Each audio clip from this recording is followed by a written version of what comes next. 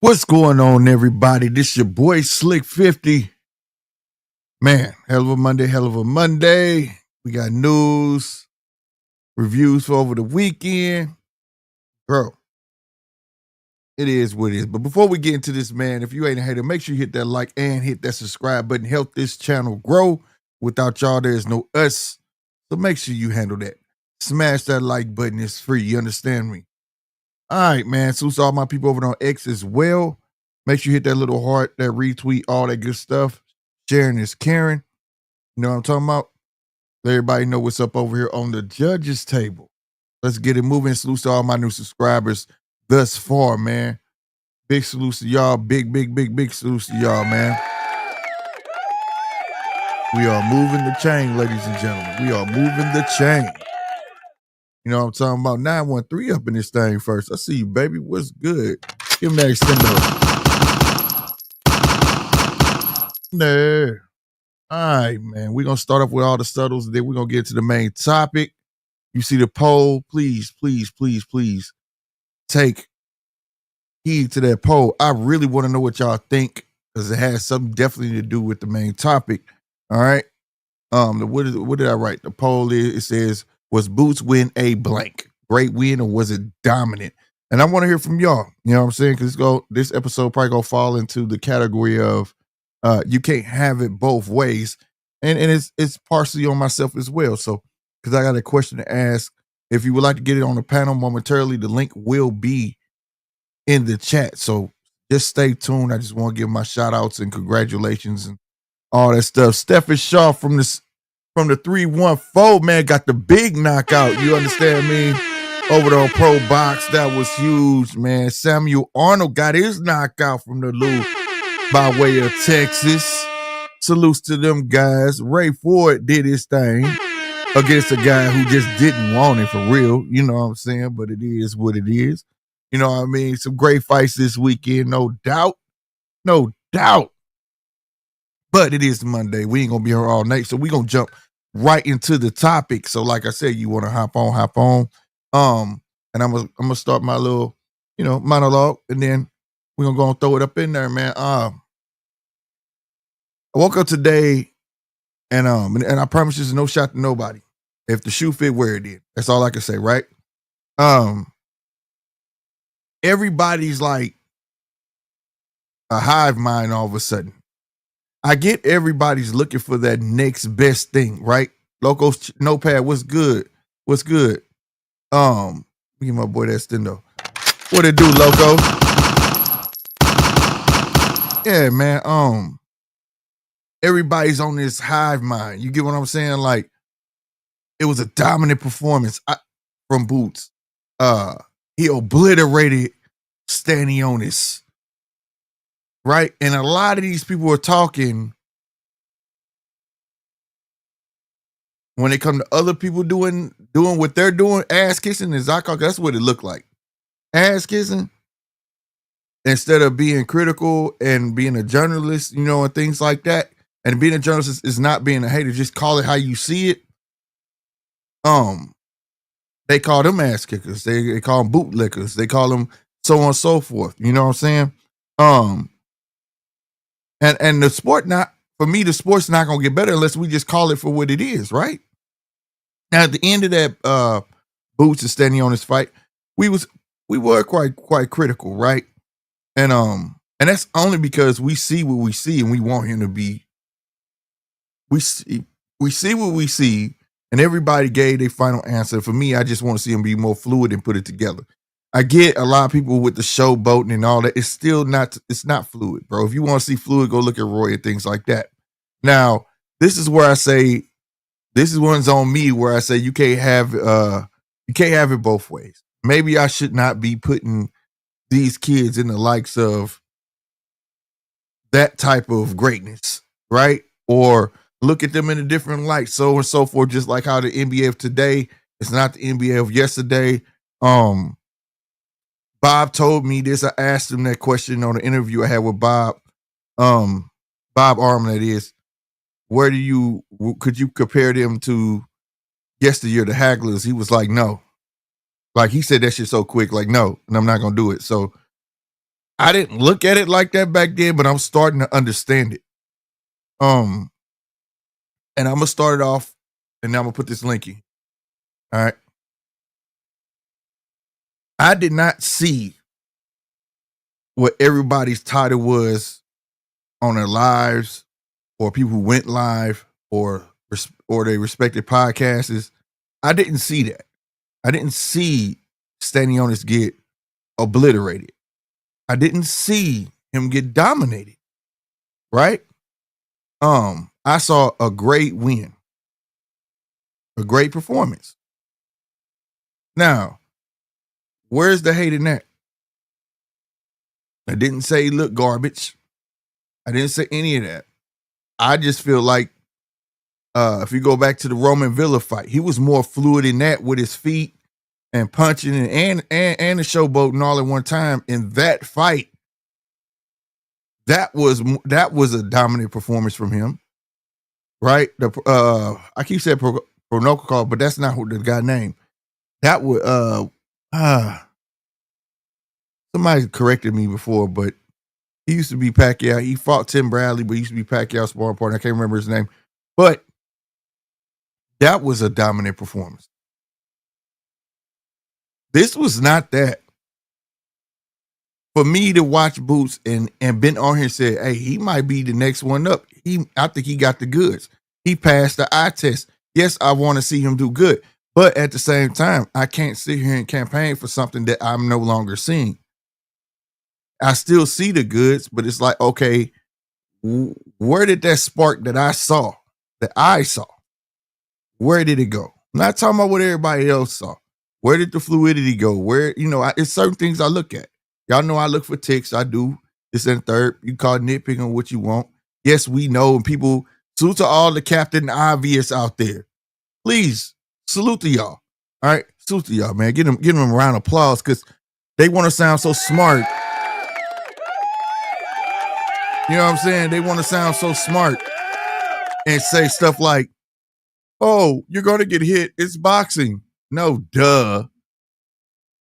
It ain't that you got hit. It's how you got hit. Oh, he got a chin.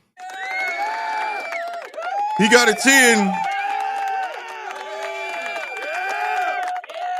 We ain't supposed to know if you got one. See, I think this is where the game is flipped. Why are you? I'm more interested in how did he get hit with that? When he was showboating at the end of that round and Stanionis caught him at the bell. Why did that happen? See, that's where my mind is. So I ain't gonna keep going on and on. Overall, still a great boxer in my book. He just got to put it together. My personal opinion, I think it's a lot of pandering to the crowd, more on the entertainment side.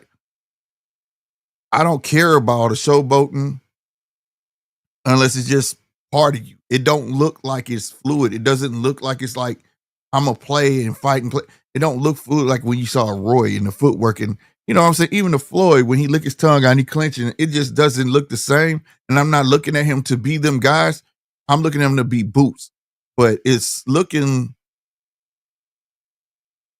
I don't know, man. I don't know the word, but it's not looking like it's moving the right direction for me. All right. Another question. Do you feel like he's staying at 147? He didn't give a defining answer if he was. All he said that he makes the way easy. And I heard that, but then in the monologue, he said that he had to get a nutrition. Does that sound? Am I tripping? Does that sound that it got easier? He made 146 and a half on the scale, and he looked at lighter than he did before. I don't know. I'm on the outside looking in. All I could do is do what Loco said. Trust your eye. Right? I gotta go talk to my team, ass nigga. That's what he said. I gotta go talk to my team, blah, blah, blah, blah, blah, blah. He also came out and said they need the Dare to be great while Norman is Barrios fight. So that sounds to me you want them to hear him get they fight and you just fight the winner and get them in a fair swoop. Ain't nothing wrong with that though. That's smart business. I ain't even tripping. Right? But it also tells me that you're not looking to fight a champion next off the rip, which is cool. You earned that. I just wish people would read between the lines like I do. Now he can switch that up at any time, but I'm going based off the comments that he's giving. And I'm just being honest with you. Now, I can be a bit selfish. Like I said, I bring up these names that I grew up on and watching, and I know we all look for the next best thing. But I'm gonna have to stray away with the comparisons. I think I'm just going to take these guys for face value. I keep bringing up Sweet Pea Whitaker when they bring up Shakur. I think I'm gonna have to separate the two, right? Because I don't know if Shakur is ever gonna hit that where he's gonna make you miss, make you pay. Yes, he's the king of distance, but can he miss and make you pay? And I know, come on with Captain Obvious. He ain't trying to do. They try to be Mayweather. Part of Mayweather's style was who? It's on his Jim Wall. I'm tired of having to explain certain things, and I just want to know. So I'm gonna leave it there. I do think he's a great boxer. I think it was a great win. I don't think it was a dominant performance. Stanionis walked out that ring in his own will. If you saw his face, he wasn't marked up. He took the knee on his own. He was tired. He was tired. All right. Yes, I will say this. By round 3, he made this. It was weird because around the same time Boots start abandoning the jab was around the same time Stanionis stopped going to the body. And I was like, damn, keep that jab out of there. Keep that jab out there because now you should be able to get him up out of there. But I don't think he saw it. I don't. After he got clipped, he chose to turn it up that round. And I think that was part of get back. You know, he said he was getting in his bag, but I think that was like a wake-up call, like, okay, this dude's really getting closer. Because everybody saw Stanionis was getting closer and closer. It just took a lot, and I think he was tired. But it is, I'm not making excuses for that, man, but it is what it is. So I just want to know. I'm gonna go and put this link in there. Feel free to hit it. Like I said, y'all know usually on Mondays the call-in show, but I didn't even set the phone lines up. So we definitely gonna do this way. You know, if you've never been on StreamYards, you don't have to show your face. You don't have to do any of them things. And we'll hold it down like that. You know what I'm talking about? So let me know your opinion. And what do you think is next for him? Do you think he goes for, I gotta look up who I would think he would fight, but do you think he goes for a champion next? Right? I don't think so. If he does, it'll be Barrios. I don't think he goes for Brian Norman next. I think Brian Norman and him is the most athletic out of the bunch, right? So I don't think you could look, people trying to look at Brian Norman like, oh, he'll get Brian Norman, but you can't look at Brian Norman the same way you look at Stanionis. Stanionis is not as athletic as Norman. Norman showed that like he's definitely improving. He dropped that man with a jab, so he got some pop. You know what I'm saying? And the one thing, oh, he's shorter than this. Yeah, Stanionis was shorter, but he found the home for that left. He found the home to land them punches when he did. So, yeah, I don't think he fights Brian Norman next. If he chooses to fight a champion, I think it's Mario Barrios. But I don't think in my own personal opinion, I don't think he fights neither first. I don't think he fights neither one. I think he really I think he really hopes they fight. And then they come together. I remember that plan that they had spoke about when they was first supposed to hit. Remember that whole debacle about the money, blah, blah, blah. Then that Brian Norman came out and said him and Bozy already had a plan. He was going to get a belt. They was going to get belts. And then they was going to come together for a big undisputed fight. That might happen. You know, you just never know, bro. You never know. So for me, I have no idea. Al Money, what's happening? Baby, what's going on with you? What's happening, bro? But yeah, so I don't know. I don't know. You know, and I know some people say like, because in this day and age, oh, you didn't say you were impressed. I don't know what the fuck that shit means anymore. But like, probably because I've seen everything. But I've seen this boots over and over again. Right? So, you know, it is what it is. I don't know who his mandatory is. That's why I said I had to look it up. You know what I'm saying? I have to look it up. But I'll do that now. But let me see.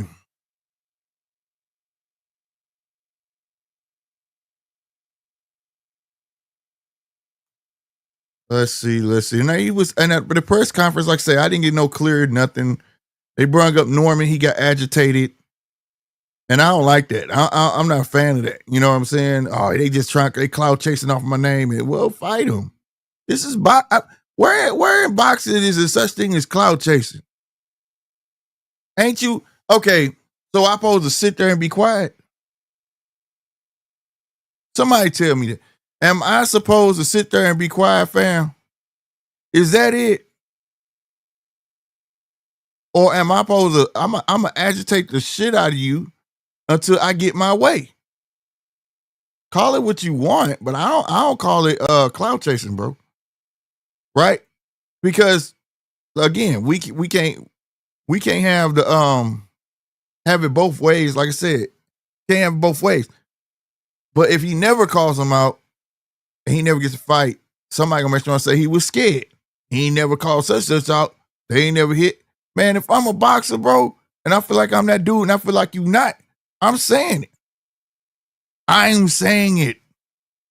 There's you not gonna, I don't give a fuck. You call me cloud chaser.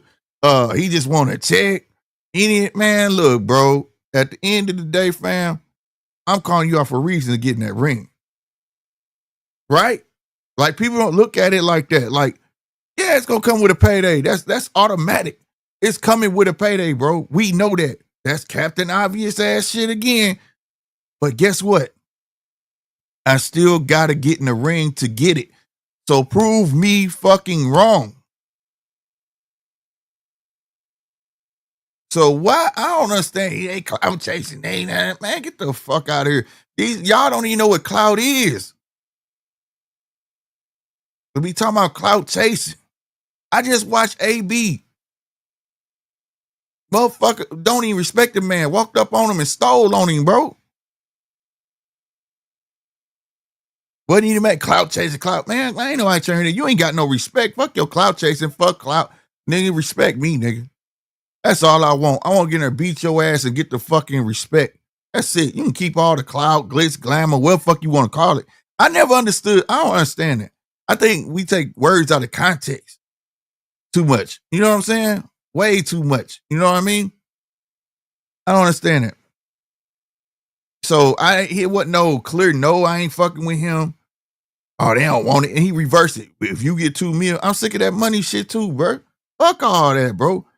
They asked you want him. We tried to fight him. I ain't asked you, did you try to fight him? Do you want to fight him next? Well, if you was only gonna get $100 million in your last fight and I gave you $2 million this fight, then what? No, fuck. Or are you gonna pursue to fight this man? Yes or no? And then you ride with the narrative of clout chaser. And I can ride with it. He's scared of him. But I don't ride with neither one of them. One just don't want to fight. I think he knows it. It's like the Earl Spence thing. Right? I called it. Earl wasn't gonna fight Bud. That was gonna be his last fight. That was smart. That was smart. That was goddamn me, you know what I'm saying? Business. I get it. It held everybody up, but I had to think like me. I got these 2 easy jobs over here. I'm gonna go get these easy jobs and knock these out, and then I'm gonna go on a hard task. Fuck it. Right? I'm gonna go get this money. Well, I'm gonna take the hard task, risk losing, and then lose it to him, and then I lose 2 other checks. That's how I'm looking at it. That's how I feel like he feel, to be honest with you. I really do. I feel like he feel like that. Norman is going to be more athletic. You watched him in the Centillion fight, how rough he was and rugged with that man. Nobody has ever did that man like that. Then he turned around, knock out the puncher.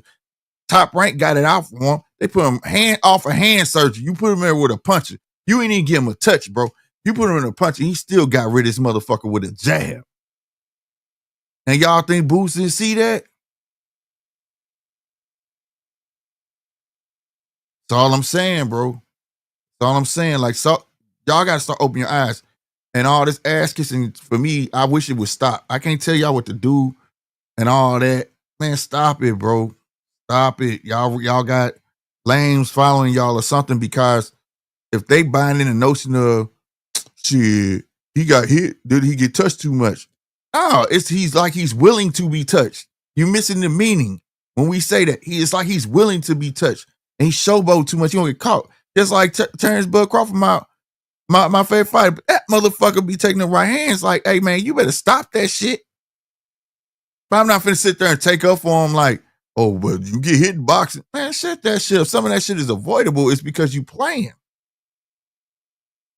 You playing with your food.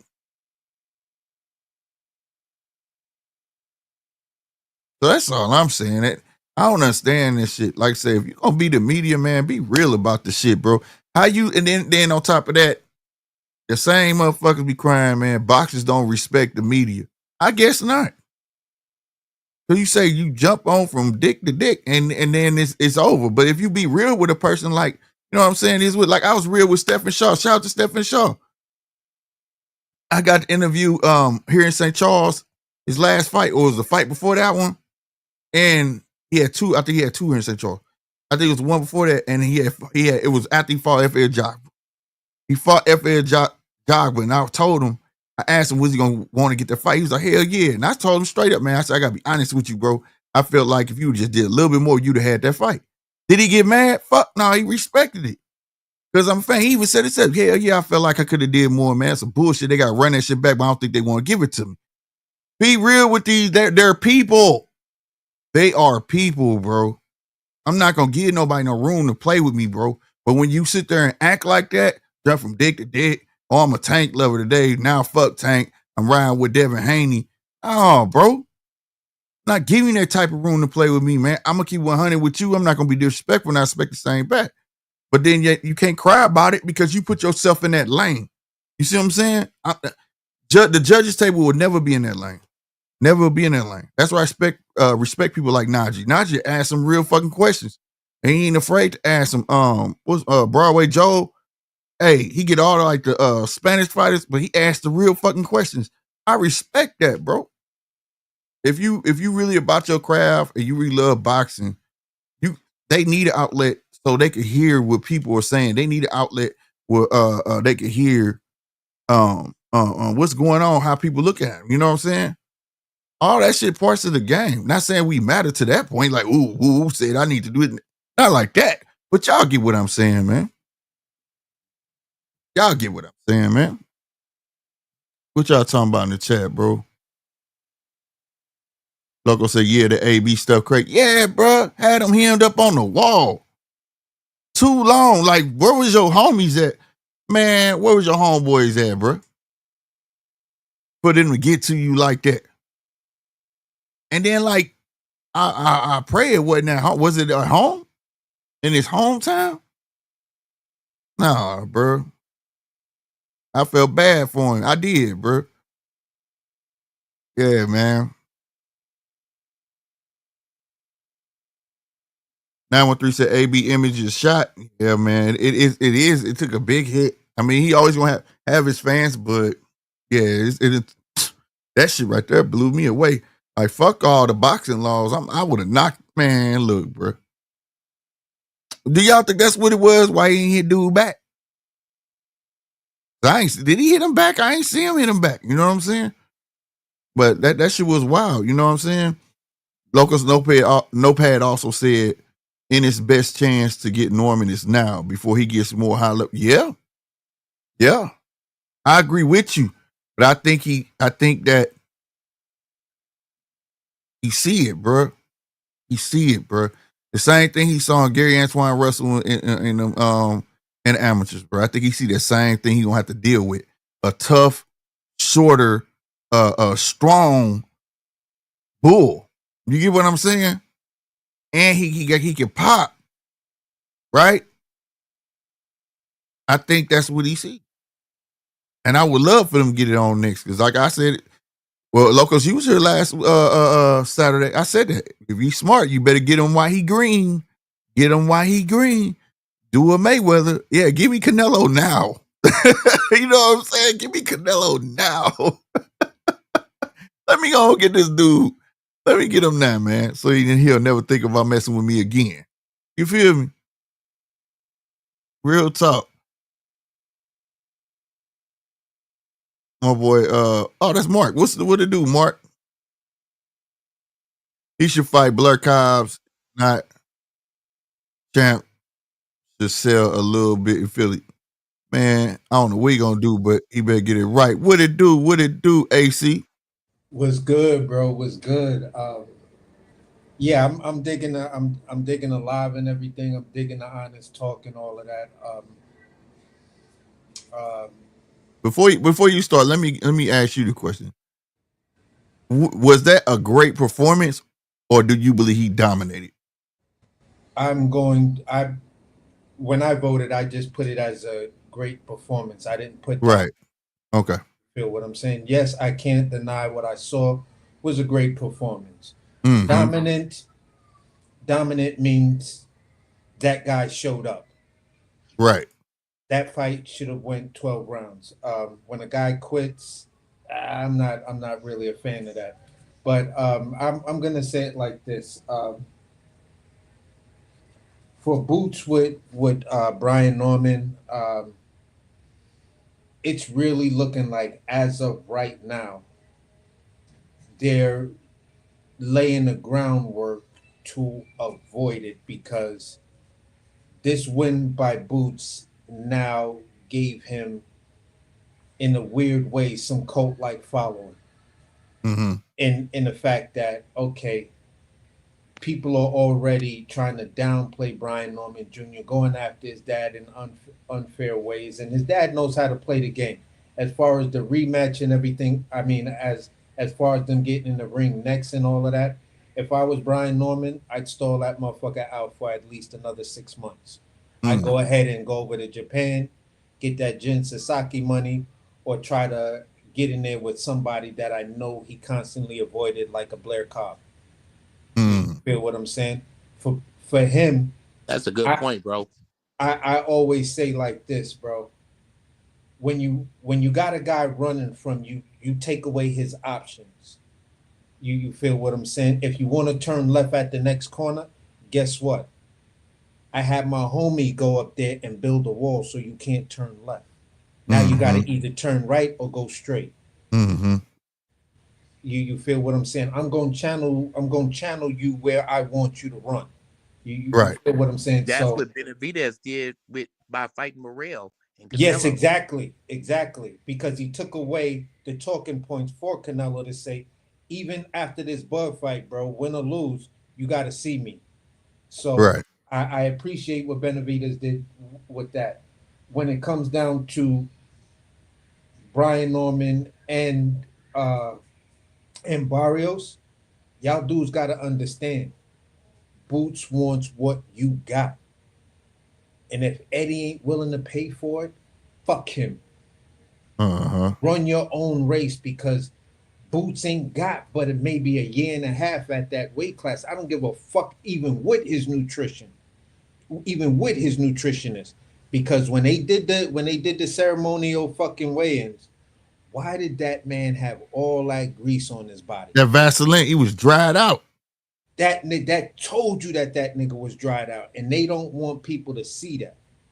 You That feel what nigga, I'm that saying? nigga was glistening. He sounded like that Martin Lawrence joke. Exactly. So he looked like that black wrestler that be in the back that got the little meme and shit or the little gif of him putting on the Vaseline, like yeah, putting on all that shiny ass Yeah. Vaseline on his body or whatever. So it's just like everyone knows your weakness. It's that it's fucking around at 47. You're not trying to see Brian Norman, because if you was trying to see Brian Norman, you wouldn't have disrespected him at your press conference. Yeah, that's what blew me away, bro. I was like, the question is, are y'all gonna hit? Oh man, he cloud chasing. You see that? Y'all saw it off of them. Like, they asked you a question, bro. And your answer was clout chasing. Bro, you've been clout chasing off of Bud for your entire career is a clout chase off of Terrence Crawford. All of them. And when Terrence Crawford failed him, he started cloud chasing Virgil. Yeah. Exactly. So I'm like, listen, Boots, congrats on your win, but don't take that win and now become that goofy nigga. Right. You feel what I'm saying? Now you feel like you're I far think he's more. trending towards that, bro. I think he's trending towards that. Yo, bro, I think he's already there, and I'm doing my best to not criticize him off of his coming out win. You feel what I'm saying? Because they tried to make Avanesian that come out win. They tried to make Karan that come out win. They tried to make Roman Villa that come out win, but your performances wasn't there.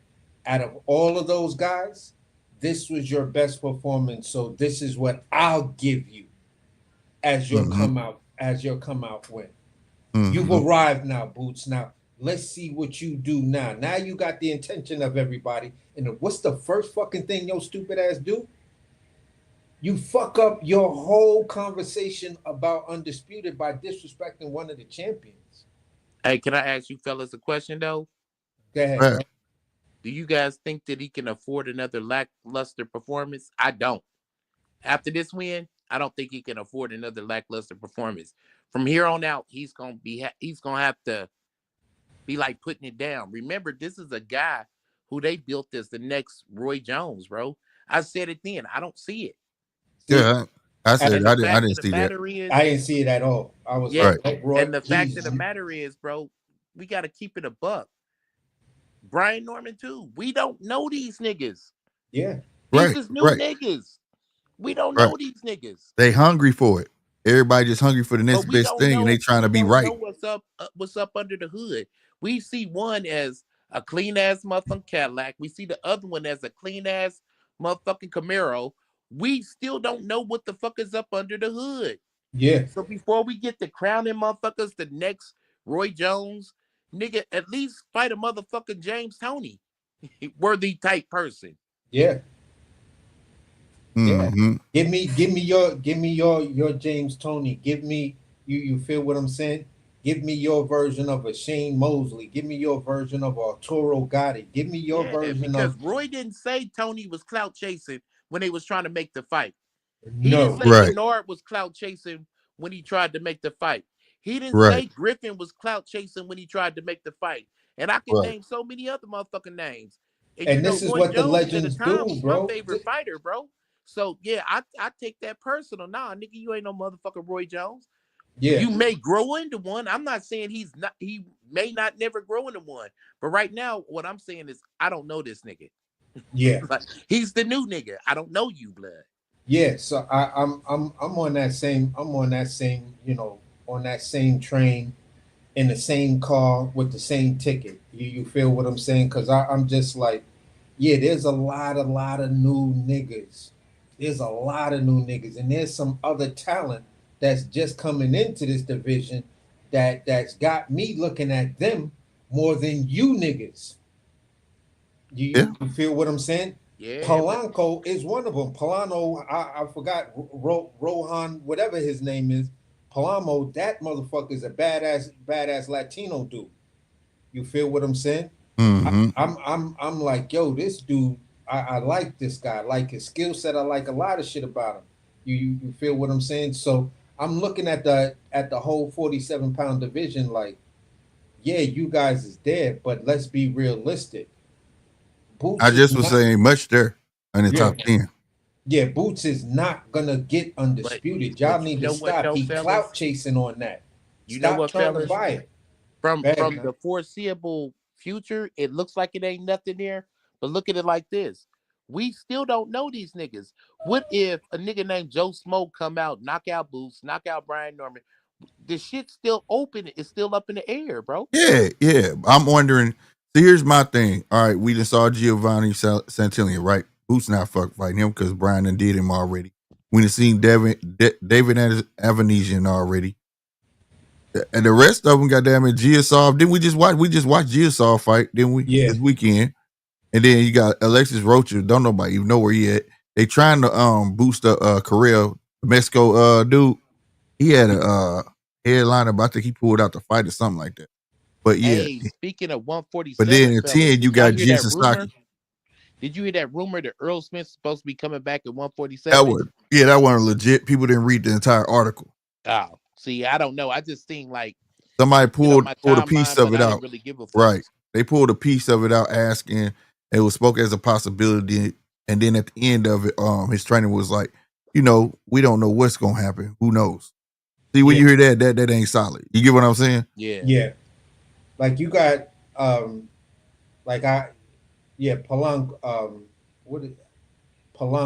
Rohan Polanco. I like this kid right here. This kid is a problem. I'm just hearing so much about some of these younger guys that people don't really know about and shit like that. And I'm watching them fight and I'm like, yo, these niggas is nice, bro.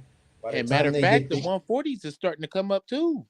Yeah, 140 is a problem. Like 140 and 54 are the two weight classes that I say is gladiator school now. Mm-hmm. Because at any given day, any one of those champions could lose. You feel so I'm just not ready to crown nobody until they are absolutely like there. You know what I'm saying? I'm not about to crown nobody. This where it's all at right here. You got Andy Hiroka, Russell, Julio still there, Catterall. It looked more appetizing here, Matthias. And that fucked me up to see Barboza. You can't just knock out a nigga with 15 fights or less than 20 fights and I just crown you as the next Roy Jones, bro. That's crazy work. But here's the thing. When I saw Andy Hiroka's name up there, I was like, oh, shit just got serious. Yeah. Because he wasn't ranked nowhere prior to this. You notice they've been trying to fit these Japanese fighters in, though, ain't you? Mm-hmm. They ready to cross the water. They ready to cross the water, bro. I'm gonna show y'all something that's gonna trip you the fuck out if you go to boxing scene rankings and shit like that, right? Uh-huh. All right. 118. It's four different champions. Every last one of those champions is Japanese. Damn. 4 different champions and all of them are Japanese. If you go up to 22, it's one guy. He's Japanese. You feel what I'm saying? 118 is like, ain't that junior bantamweight somewhere around there? Yeah, that's bantamweight. Yeah, that's Rodriguez. That's BAM division. Right. Yeah, right? Yeah. And did you know why Japanese been placing medals and shit for the last 8 years in the Olympics? Try to tell y'all, watch the trajectory. Yeah, Bam want to go up. Bam want to go up to 118. He ain't there yet. He's still at 115. I think Bam is trying to skedaddle up out of 115 because he knows Kenshiro Taraji is coming for that ass. You feel what I'm saying? Yeah. Look at this dude, Kenshiro Taraji. Go to both of him and Bam's box rec. You're gonna be like, if Bam get in the ring with this nigga, he gonna get his ass whipped. Damn, bro. Yeah, they coming. Cause I've been peeping that. Like, they're trying to get Japanese fighting every division. They finna make this shit pop. And you go down to 112.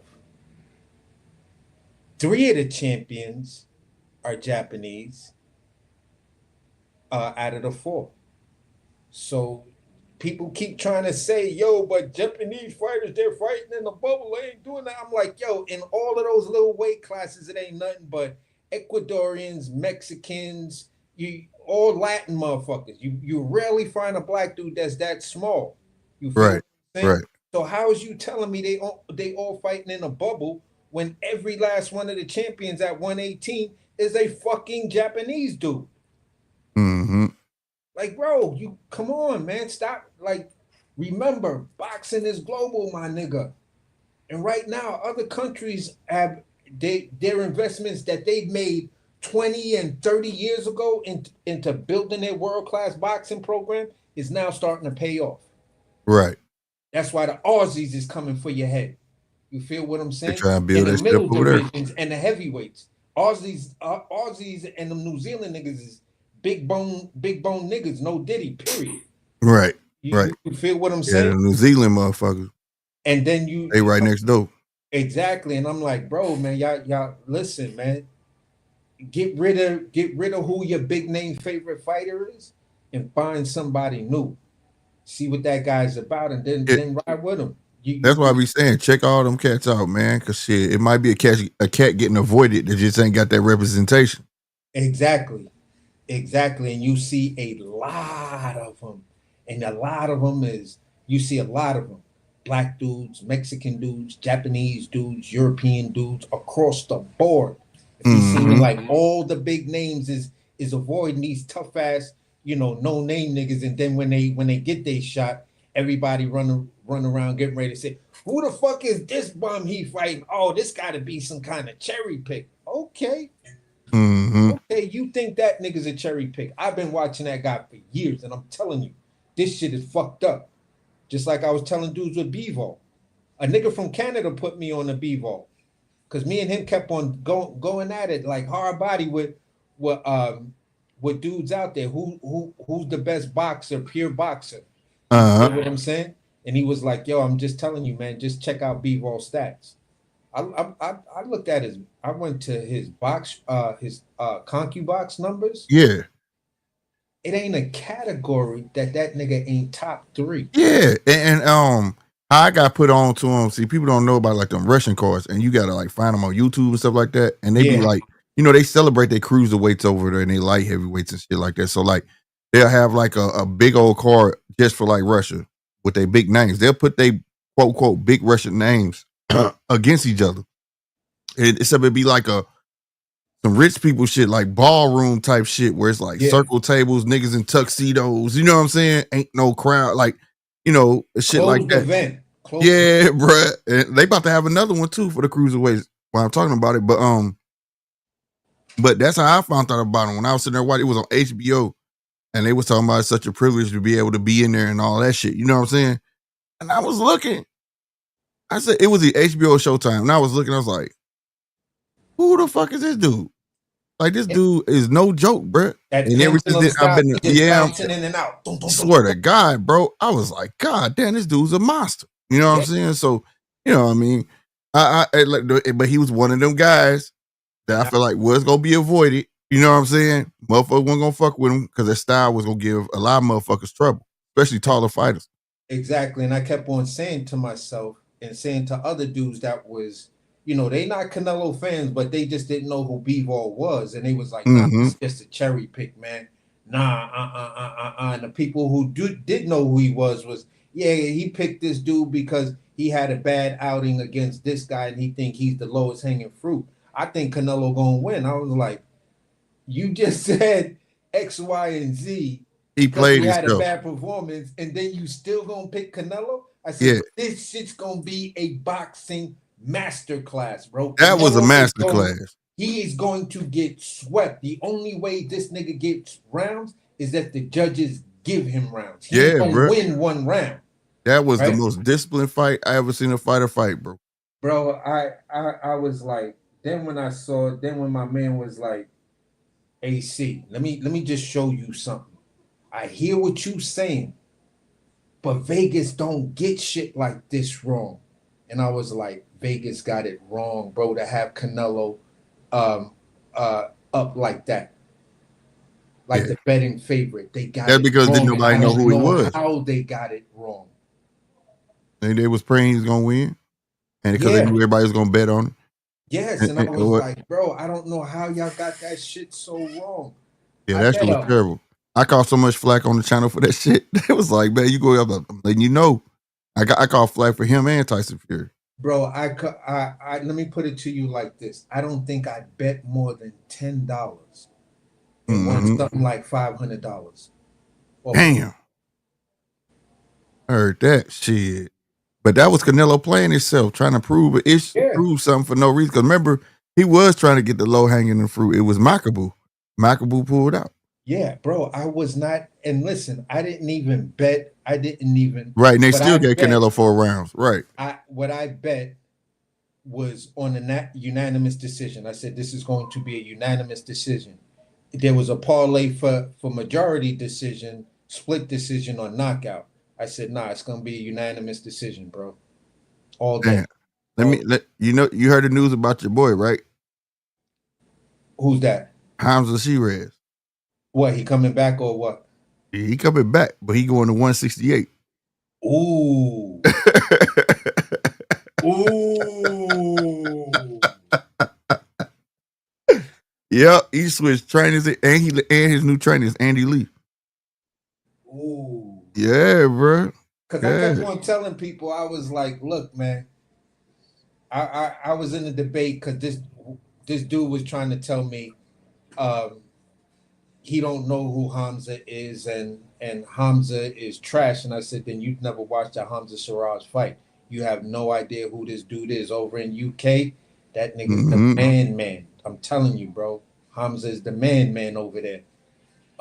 He gives that performance against Adamas. Dude come out, ACC, you was talking about this. And I said, yeah, bro. You go on any UK channel right now, they all trying to figure out why Hamza didn't win that fight. Then you hear the news, and it was just rumored about a month and a half ago that he might be looking to go to 168. Dude tried to come back and troll me again. AC, why your boy ducking out of 160 and ain't trying to get that get back from what's in it? Yeah, Diamond. I said, have you seen Hamza's body? Yep. Have you seen him? I mean, just tell me, who does he look like to you? I said his body type don't look like Sebastian Fundora or Abdullah Mason. Like these niggas that afternoon nap away from saying, yo, I can't make that weight no more. Right. Yep, but he going up though. He says for his health. Yeah, I said I don't have no problem if Hamza goes up, bro. He belong up at 168, maybe even 175. Yep. Yeah, he going up for sure. He said he said 100% for my health. Not that that's an excuse for anything for my performance. My performance. He said not at all. Moving up to 168, I think I'll be better. I'll be a healthier, happier fighter. Yeah. He changed his entire team, bro. I don't have no problem with that, because if I had a problem with that, I'd have a huge issue with Jahad Tucker. But that's gonna make some shit up at 168. I'm with that. Hell yeah. And the fight I want to see is Hamza versus Pacheco. All right, you hear me, bro? Right now. But they ain't gonna do it though. Pacheco will be like, nope, I'm good. Like like that's just a step too that's just a step too high right now. Let me work in there. So I think his first food, if Hamza go up there, I'm gonna say Billy might be the first guy he goes after. Yeah. Why swing somebody? Yep, number 2. He'd be number 2. Yeah, I think Billy will be a good fight. It's hard. I mean, it's hard for me to see Berlanga or Munguia trying to step in the ring, and Berlanga talking about trying to move up and all of that. I don't know how that goes. I think Munguia tried before Edgar. I don't. Yeah, I like Munguia. I like the shit talking Edgar do, but I know Edgar be like, that big motherfucker shit. Like, fuck that. Yeah, nah. That nigga got the reach. He got that jab. I ain't fucking with that dude, man. No. Yeah, but I could definitely see Iglesias or Billy being the first touch. Yeah. Oh, Iglesias. Ooh. Yep. Definitely see either one of them. Sleeping on Iglesias at 68 too. Yep. So I can see them two, him coming in making a debut, taking one of their spots, because they gonna want to put him high. So they gonna give him whoever you want. Yeah, and I'm not even gonna be mad if Pacheco don't take the fight now, because he's on his plan. Let you know. Yeah, he just ducked out of it was damn, I had just Yeah, reported him this shit. and Billy was supposed to get it. Yeah, and he get the winner that they was gonna give Mando to Canelo. Yeah, and I'm happy he ducked out of that because it's like, how many other motherfuckers? I mean, we saw niggas from for Mandos for Canelo sit there for years. Yep. Don't take that bullshit, bro. Fuck that. Yep. Like, nah, I ain't going for that, man. That's People what I just was trying to say when say it I was. ducked, but I ain't even fucking around with that bullshit. The only And reason then it you looked, lock me the only in. reason it looked like a duck, I agree with you, but the only reason it looked like a duck because he was calling them out. Yeah, But yeah. you know what I'm saying? And then now you had your opportunity and you backed out. But the only reason I had brought that bit of news up, it wasn't even worth bringing up. When I reported it, the only reason I bring it up because they was calling everybody else a duck. And I'm like, they not ducking. How the fuck you gonna say everybody was ducking? This the one that actually was calling them out and had the opportunity to be a Mando. You know what I'm saying? Yeah. And nobody was talking about it. But I agree with you. He didn't need that smoke right now. He need goddamn. Yeah, and sometimes when you lock yourself in a Canelo Mando, it makes it harder for you to get fights. Mm-hmm. You feel what I'm saying? Because Yep. everybody's gonna be like, yeah, he don't want to jeopardize this and fuck up, you know, Canelo. That's why, yep. Fight him, and David Yep. Benavidez, Morrell fought a bunch of careful ass fights, and it didn't really do nothing for him. Mm-hmm. Yep, exactly. Put you in that mind state where you don't want to fuck up shit, but fuck that. Yeah. Go on that motherfucker, take over the division, bro. Yeah. Be like, that's what you do. Listen, man, Billy, I know I called you out. I don't want to be attached to that bullshit. You can fight somebody else if that's what you want to do. If you get a belt, I'll see you when you get a belt. You know? Right. That shit'll go hard though. You get up there, start cleaning everybody out. Shit. Yeah. That's the motherfucker, bro. They could live behind the jab. And like I said, man, we don't know what was wrong with his hand. They still didn't say. They just said he hurt his hand, but I just think he just had a bad night, bro. That's all it was. A guy that could get to him, and he wasn't used to that. That's what happened. He kind of alluded to that, but got away from it in the interview I watched earlier today. It was on Boxing King Media. You got to look it up. But where he was kind of like, you know, sometimes when you keep winning, you know what I'm saying? You need something to ground you, or whatever. Yeah. So like, I think he, and then he kind of got away from it. But I think he understand now. You get what I'm saying? Yeah. Like shit, I was kind of lax in that fight. That was his way of saying, like, you know, I kind of didn't take it serious, thinking I was just gonna be able to do what I wanted to do. And that shit didn't happen. He took it for granted. Yeah. There you go. Coming his way from the UK and from many other fans who, you know, there was a small pocket of fans that was saying Adames is going to beat him. And just for all of us, you know, Hamza fans like that, we were like, I hear what you're saying, bro, but no. Mm-hmm. Yeah, Adames is gonna catch him. It's gonna be some early. He gonna catch him early and often in the fight, and then Hamza's gonna pick up on his shit and then figure out, all right, I don't need to be on the inside with you, Adames. I got the reach and I got the height, so I'm gonna keep you at mid range to whatever. So if it was a hurt hand, and then you take into consideration that you are moving up, I think that weight finally got to you, bro. Mm-hmm. I think it got to him too, but I also think them overhands got to his ass too. Oh shit! You can't like when I see fighters that are at their limit of the weight and everything. Mm-hmm. It seems as though in their mind they're saying move, but their body is not reacting to the move fast enough because they'll get hit and then the move. That's a fact. You feel what I'm saying? So it's just like, bro, people was tripping. He was like, yo, he's at 160. Why are you even saying, why are you even talking about 68 or 75? I said, because the nigga really looked like he 175 pounder. Mm-hmm. You can see his frame, bro. His frame big as fuck, bro. Yeah. You know what I'm saying? It's just like I said, man, and a lot of people just getting to about to understand, like, he probably didn't ever belong there. That was just so he could make a splash, bro. Get his name known. He was never supposed to just stay there, bro. It's just some of her frames just not going to allow it. It's just not going to allow it. Just like what's Shakur Stevenson cousin name? Zaquan. Yeah. He got a frame. He's a big boy. You can see it already, bro. He's not gonna be there. He gonna be moving up too. He remind me, he fight like Shakur a bit, but with more pop, but he got a frame like Keyshawn. You know what I'm saying? Yeah. You know, he gonna be big. When I look at Fundora, I'm like, Fundora, it's gonna be a minute. I mean, you're gonna be up at 160, I think, a lot faster than what you think, unless you're just like what the Jamaicans call a tall, skinny dude or a real skinny dude. Like, yo, you MAGA, bro. Mm-hmm. You mad skinny, unless you just naturally mad skinny like that. Right. Right. Okay, I get it. 54 is your weight. You're a natural 54 pounder, but Mm-hmm. your height with that skinniness, man, Yeah. don't get in there with a Charles Conway. He's gonna break your body the That fuck nigga, up, bro. right? That nigga shoulders too wide for that shit, man. You look at Hamza, bro. His shoulders like out there here, bro. He got big ass shoulders. It's like, no, Yeah, you don't belong here, bro. bro, You, your back is mad wide. I'm like, Hamza, bro. I get that's the a fact. 160 thing. I get it, bro. But when I first saw him and was like, yo, this nigga's nice, but What do you damn, think? bro, you Okay, look so like you belong in a much heavier weight class. now this is what I want to say. I hope this is what I'm hoping.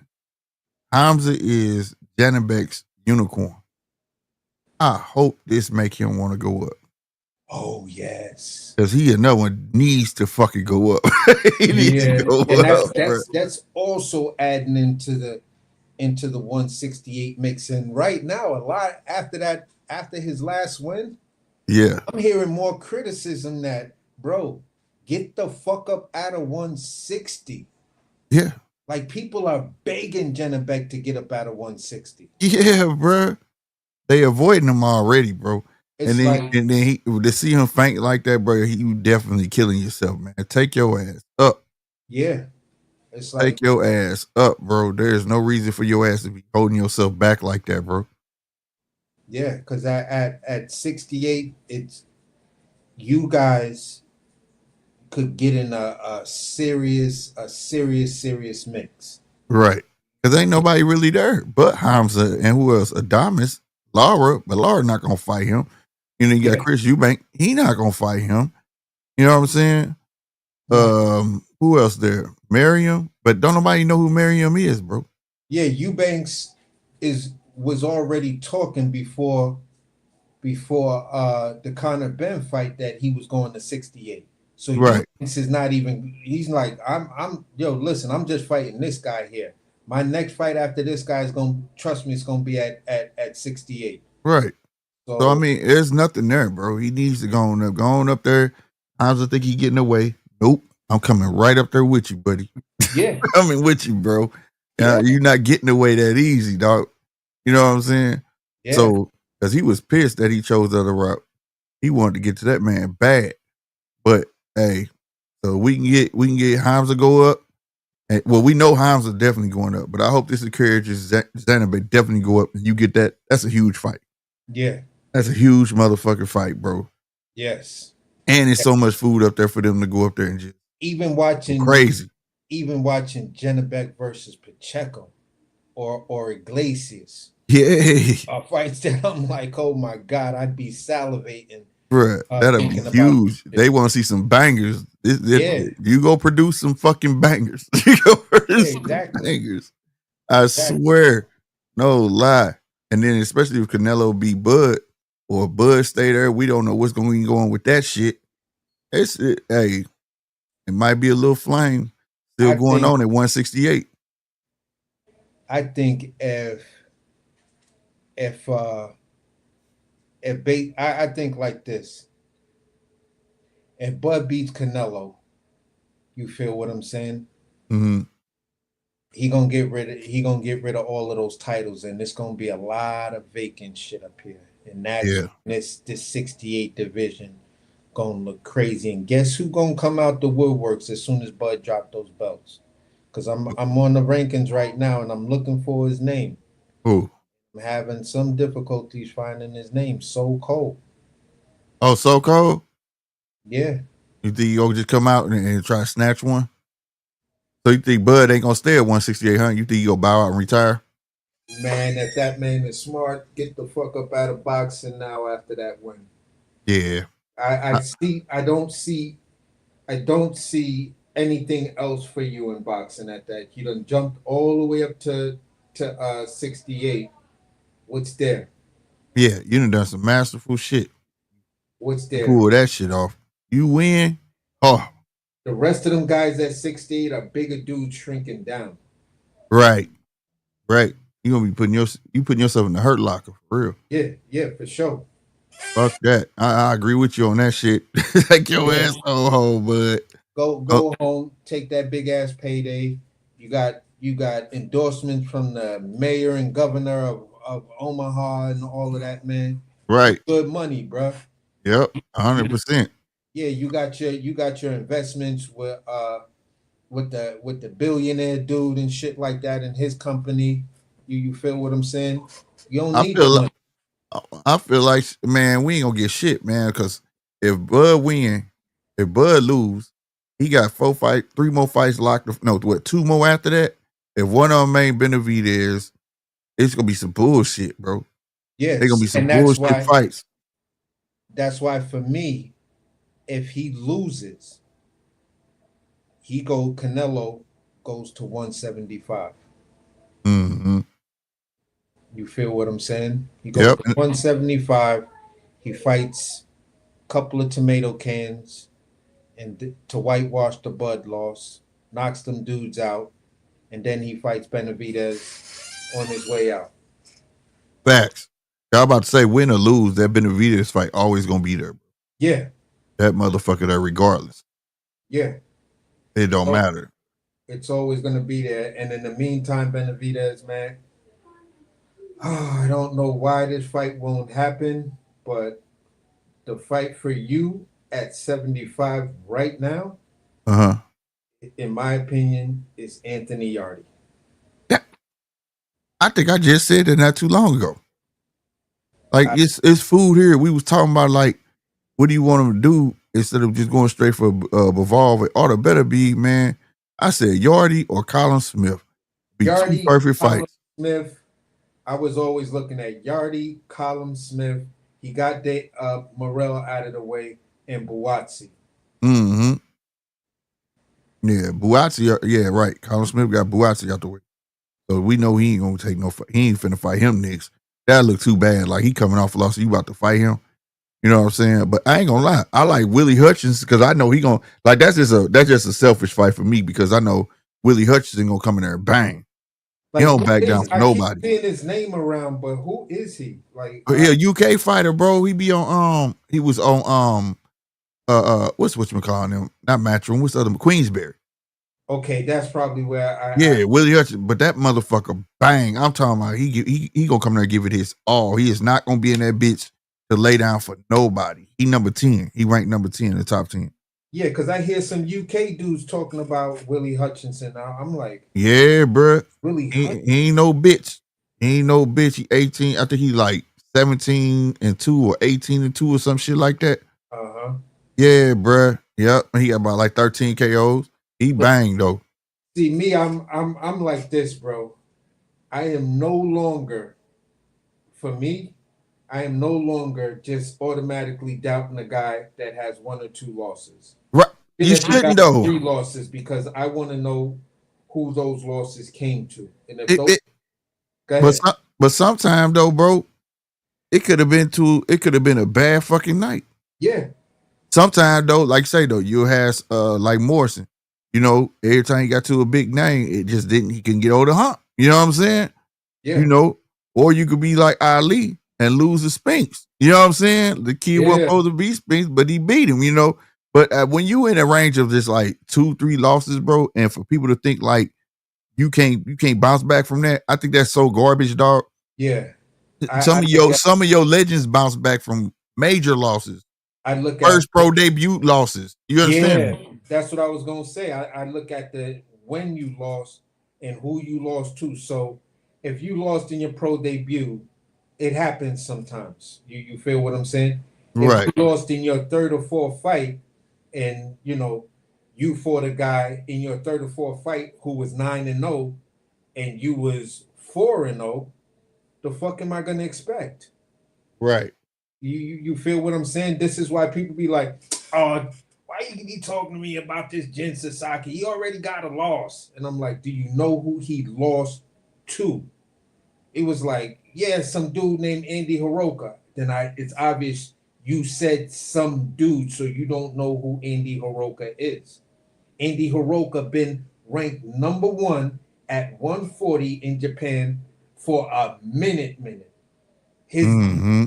Jin Sasaki said his team, his coach, everybody was against him fighting Andy Hiroka, but he wanted to do it because he was relying on his athleticism and power. I heard Jin say this out of his mouth, and he said when he got in there, he gained all of that respect, and he was like Andy was much better. And he said, but since then, I've taken my craft more serious. I found out that it's not just about a bunch of power and athleticism. You do need technique. No, that's 100%. I said, what did that man do after that Andy Hiroka loss? Has he lost again? Has he lost? And he was like, nah. I said, then how you shitting on the dude, bro? That's like sitting on Lamont Roach. He took one fucking loss. You feel what I'm saying? He took one loss against Jamel Herring. You feel what I'm saying? And Jamel Herring was the man at that time. Right. Like, what are we doing here, bro? Come on, man. People so quick to throw motherfuckers away, bro. And the way the boxing were at, the way it works now is they react off the fans to the point. That's why we stress so much, man, on here. Like, y'all understand these promoters talk a lot of shit, but they do react off the fans. They gonna put whoever and they're gonna sell. You know what I'm saying? When y'all writing these motherfuckers out, oh, he lost, he ain't shit, and then you don't see him no more. Fuck that, man.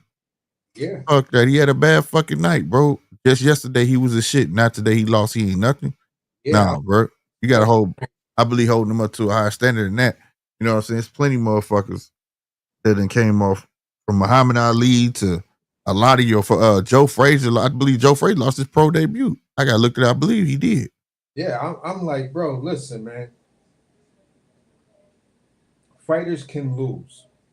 Fighters can lose. It's tragic what the boxing world did to Rashidi Ellis off of his one loss. Mm-hmm. That's tragic. But a Mexican fighter can get out here and have 3 losses, 4 losses, and the Mexican population still love that dude. Yeah, that's because they got that. It's a different way of life when it comes to boxing for them, bro. I was talking about that on here when Bill brung that shit on. I said that wasn't fair because at the end of the day, they respect their fighters. You can't look at the Mexican population and say, yeah, it's mighty fun when we fight and we lose, we garbage. But when one of them fight, they held as warriors. Okay, yeah, their population, their race of people is doing what the fuck they supposed to do. Yeah. Uphold they fucking boxers. We don't do that, bro. It ain't them doing that. And then on top of that, when a Mexican boxer boo an American boxer, nigga, that come with the territory. You think they gonna root for the black fighter over the, you know what I'm saying? Yeah. Like that's to be expected, bro. That don't mean they hate the nigga. It's just a sport. You know what I mean? Like you can't expect that, bro. That's like expect an Irishman it could be a white man, Irish man, not to a black man, both of them white, right? Yeah. But to the Irishman, fuck no. And he could know the white dude, he could be champ. And he could show it up for the champ and found out the fucking challenger was an Irishman, bro. He gonna be like, you know what? I'm with the Irishman. He ain't gonna go against it. That's the sport. You know what I'm saying? That's the fucking sport. If we uphold our boxers, bro, we the only one that came up with the old means everything. Oh, he lost, he ain't it. Fuck all that, man. That's all that Floyd Mayweather shit where the O started to, these dudes tried to adopt, I don't want to lose my I ain't trying to sell my I ain't trying to do whatever want my but you not Floyd. Okay, yeah, no, I got Joe Frazier mixed up with somebody, bro. No, he won his pro debut. Want to clarify that. It's like it was somebody I was reading about that lost their pro debut and they went on legend status. I'm trying to remember. It'll hit me though, but it wasn't Joe Frazier, y'all. But yeah, we gotta uphold our boxers. That shit. What happened to, like I said, they think one size fit all. That's why I be saying, man, this is about different styles, man. This very style that this dude was using and got beat with, that style can give a whole nother boxer hell, bro. Yep. Can give him hell. Yep. You know what I mean? You know, Yeah. a lot of these boxers seem like they being put in situations like a roadmap to make them look good, and then when they get in there with a fighter that you felt like should never had that type of success with your favorite boxer, you know, it kind of tells on itself to the point. That's why people looking at Lamar Roach and Tank like that. Yeah. You see what I'm saying? It looks that's how it looks. Yeah. But when you think of Mexican boxers, what you think about? Tijuana, bar fights, all that shit going through the gauntlet. Motherfucker been turned pro at 16 and shit. He got coming to the American side. This motherfucker already got 50 fucking fights. He done damn near synced every fucking thing. He didn't got hit so much, nigga. You don't even feel pain when he get hit no more. So they go hard in the middle of the ring. You know what I mean? Yeah. It's to be expected, bro. It's different, man. It's a different culture. Exactly. And all I gotta say, bro, is like, look, man, I love boxing. I grew up in a boxing household.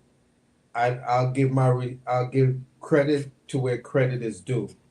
You feel what I'm saying? But I'm not about to jump on a bandwagon of something when I'm not sure of who you are. You feel what I'm saying? Mm-hmm. I seen at a Boots 33 fights. I believe I probably seen, or 34. I probably seen maybe 15 or 16 of them. You feel what I'm saying? And I was impressed with him in the beginning, the flashiness, and I was like, yo, this kid is nice. He got a lot of potential. You feel what I'm saying? Uh-huh. Then after the maybe 5th or 6th fight I saw from the guy, something just clicked and I saw a pattern. And I was like, okay. It was Henry on. Okay. My bad. I was trying to find it because I know I was just reading, but go ahead, bro. I was like, okay, here's the thing that I'm seeing from you, bro. You're always going to have the height advantage. You're always going to have the reach advantage. You feel what I'm saying? And you're always going to have the age advantage. Youth is going to be on your side. Height, reach, and age. You feel what I'm saying? Those are 3 strong tools to have in your toolbox. Right. You feel what I'm saying?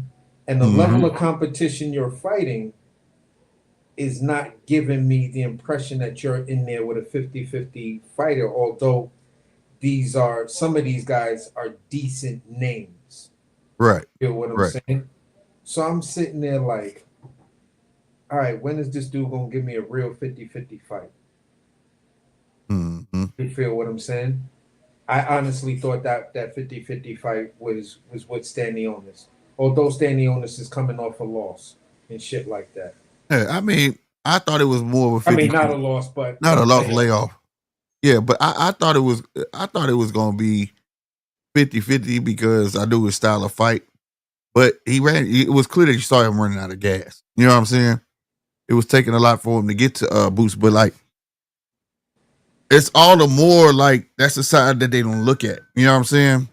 They played into a part, and I felt like overall watching that fight when I watched it the second time, when he got clipped in that corner, when Stanionis got him in the corner at the bell, when he was trying to lick his tongue out, and he said "Bow," and he stole on him. Yeah. And all of a sudden that's when Boots start trying to turn it up. And I'm like, okay, so you marching to the beat of somebody else's drum. You get what I'm saying? Yeah. You can't do that, bro. You gonna mess around, get your ass whooped. Like I said, like Holyfield told me, his mama asked him, why you wait to start beating somebody up when why you don't start beating somebody up before you start getting hit? Yeah. You wait on you start getting your ass whooped to start beating somebody up. You know, and he said he thought about this shit like, you right. You know what I'm saying? Like shit. Somebody gotta tell you that shit because that's what it looked like. You know what I mean? And like I said, it was just the fluidity too, pandering to the crowd. Like I said, I was trying to show people, see him stop. He can't move and punch. You know what I'm saying? Yeah. Like move and punch. Like, what are you doing? He gotta move around, punch, move around. It's just not what people seeing. And when he in the earlier watching Boots, I was like, this kid might be special. But when they start being like, yeah, he like Roy Jones, I was like, I don't see what you see. Yeah, that's probably They was going too far, you know, like when I was like, let me question this right now because y'all telling me Roy Jones. I've been watching this dude for a minute. I don't see nothing Roy Jones in him. no, Like, not at all. what are you trying to show me that was Roy Jones esque with him? And I'm gonna say it like this. Mm-hmm. It's gonna piss some people off, but I wasn't a real fan of Roy. A lot of people wouldn't. I was more of a real fan of James Toney. James Toney was my guy. Because it was the arrogance. A lot of people didn't like Roy arrogance, bro. They just didn't. It was a big turnoff for a whole lot of people. I don't But know for if me, he was a freak of nature. But see, the thing is those names will always be synonymous with each other. Yeah, I used to be like, I liked. It's how do I say this, bro? Like, I like some of the. I'd like to watch Roy work in the ring. You feel what I'm saying? Mm-hmm. But it's the shit he would say after that, and I'm like, you doing that cockfighting thing where you would stomp and spread your hands out and do the react, and then you leap up from that low position and then catch him and shit like that. I was like, you only could do that with that level of competition, nigga. Stop that. You ain't gonna do that bullshit to James Toney. That nigga will sleep you. You do that. This is why so many of us James Toney fans was basically screaming our heads off when we was watching how lax James Toney was taking that Roy Jones fight. Yeah. We was like, bro, stop playing around. This is not the fucking dude to play around with. If you beat this guy, you go into super duper legendary status.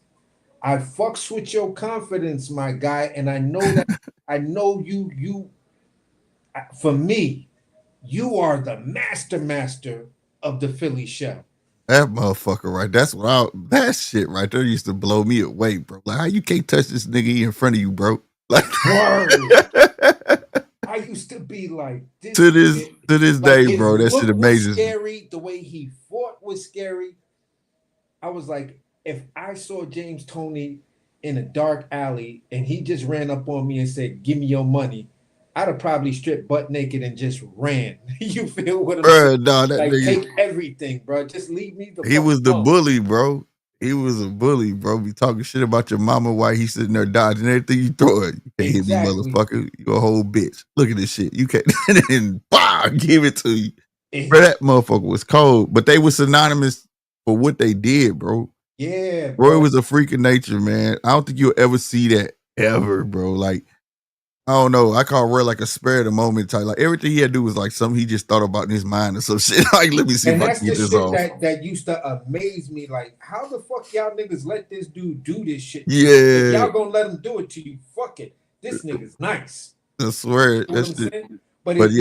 But it was because he did that shit. I was like, bro, I can't stand this nigga. A lot of motherfuckers not. I can't stand this. I swear, bro. Man, come I on. promise you, a lot of motherfuckers like it stand this some bitch. This motherfucker arrogant as hell, fuck him. But I mean, fucking people up, arrogant and still fucking you up. I guess that's why I was like, yeah, get in there with James Toney. He gonna beat the shit out your country ass. Right. And I think that's how James was looking at that little country ass bitch. I think that's how he was looking at him. Like, I got this nigga number, but it went that way. But them niggas, like, without one, I mean, the legend status wouldn't be what it is without them both fighting. They, like you said, James was that dude, bro. I remember watching James. That nigga, one of his funniest moments, man, it was his birthday. I forgot he was trying to get a top rank contract at the time or some shit. If they don't give me such, but fuck it, it's my birthday. I'm about to go eat. I'm going to Burger King. Burger King, bro. Oh, that shit me died. He was like, Burger King. I said, hell no. Shit that tripped me out with him was when he showed up at the press conference with a bucket of fried chicken and ice cream for the Roy Jones shit. Man. I was like, oh my God, James. No, bro. No. James is wild, bro. What you did, but bro, I don't give a fuck. Just beat the shit out this dude, man. Right. But that's what everybody expect. Like he finna go get work. But it was a speed, bro. Roy just had God gives his speed was ridiculous. From shooting from the hip like that. Yeah.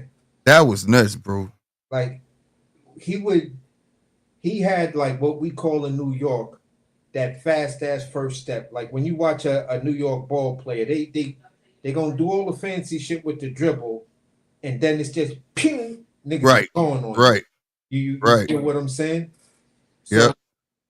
Roy had that step that if you not careful, he's there. Like one minute he over there, then the next minute he's like there right in front of your face, like on some Vegeta shit when they do like that flash step or whatever. You feel what I'm saying? Or some bleach shit. You feel me? Yep. So it was just like, wow, these niggas is they on a different plane than us, time scale, like the fabric of space time don't matter to these type of I dudes. promise you, physics don't matter, bro. This shit ain't real. That shit not real. Him or James told me. I'm like, this can't be real. This shit rigged, bro. How this dude just dodged like 5 straight punches in front of this man's face like this, bro? And I'd have been there, grabbed his ass and threw him to the ground. And nope, you're not even touching my body. And guess what? I didn't move my feet.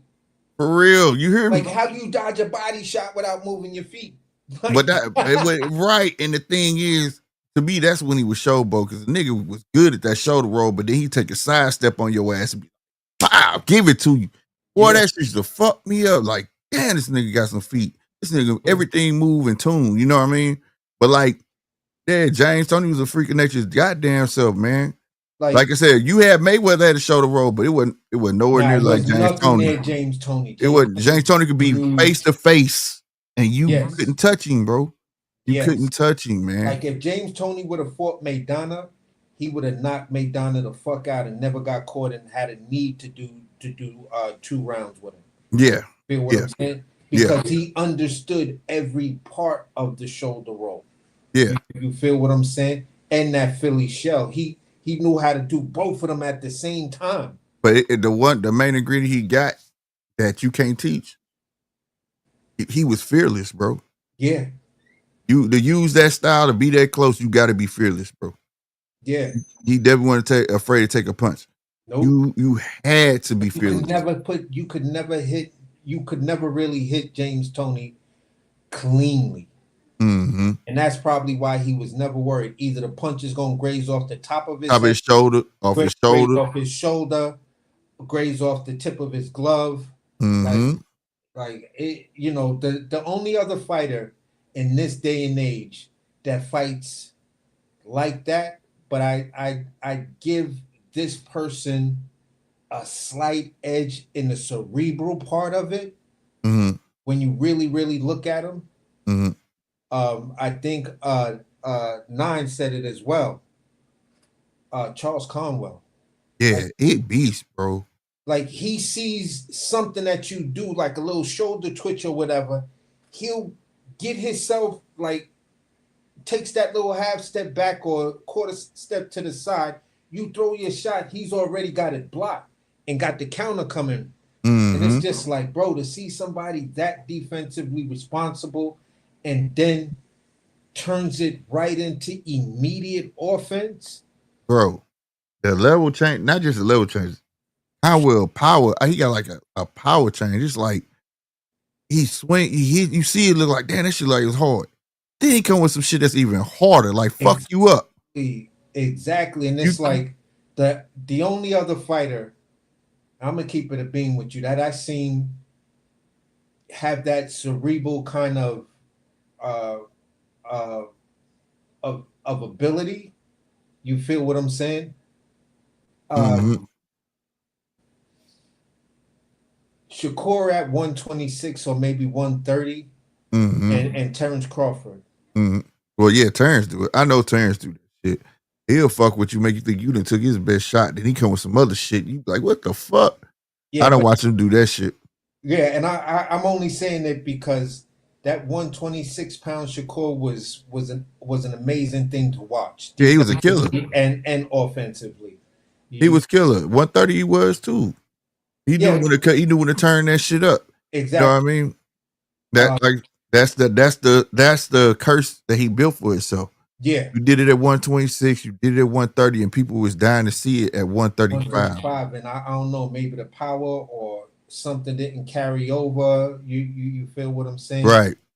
But you just that's not where your one IQ guy. come in that though, because like I know I started off saying I wasn't gonna compare, but like Sweet Pea, everybody that was on, man, but Sweet Pea was knocking motherfuckers out. I said, what? Man, you were like, Sweet Pea only got like 17 knockouts, bro. But the thing is, he can make you miss and make you pay. He gonna make you pay for it. You get what I'm saying? Regardless of the motherfucking fact, he not finna just back up and you swing on me, do it again, see what happened. You know what I'm saying? Yeah, exactly.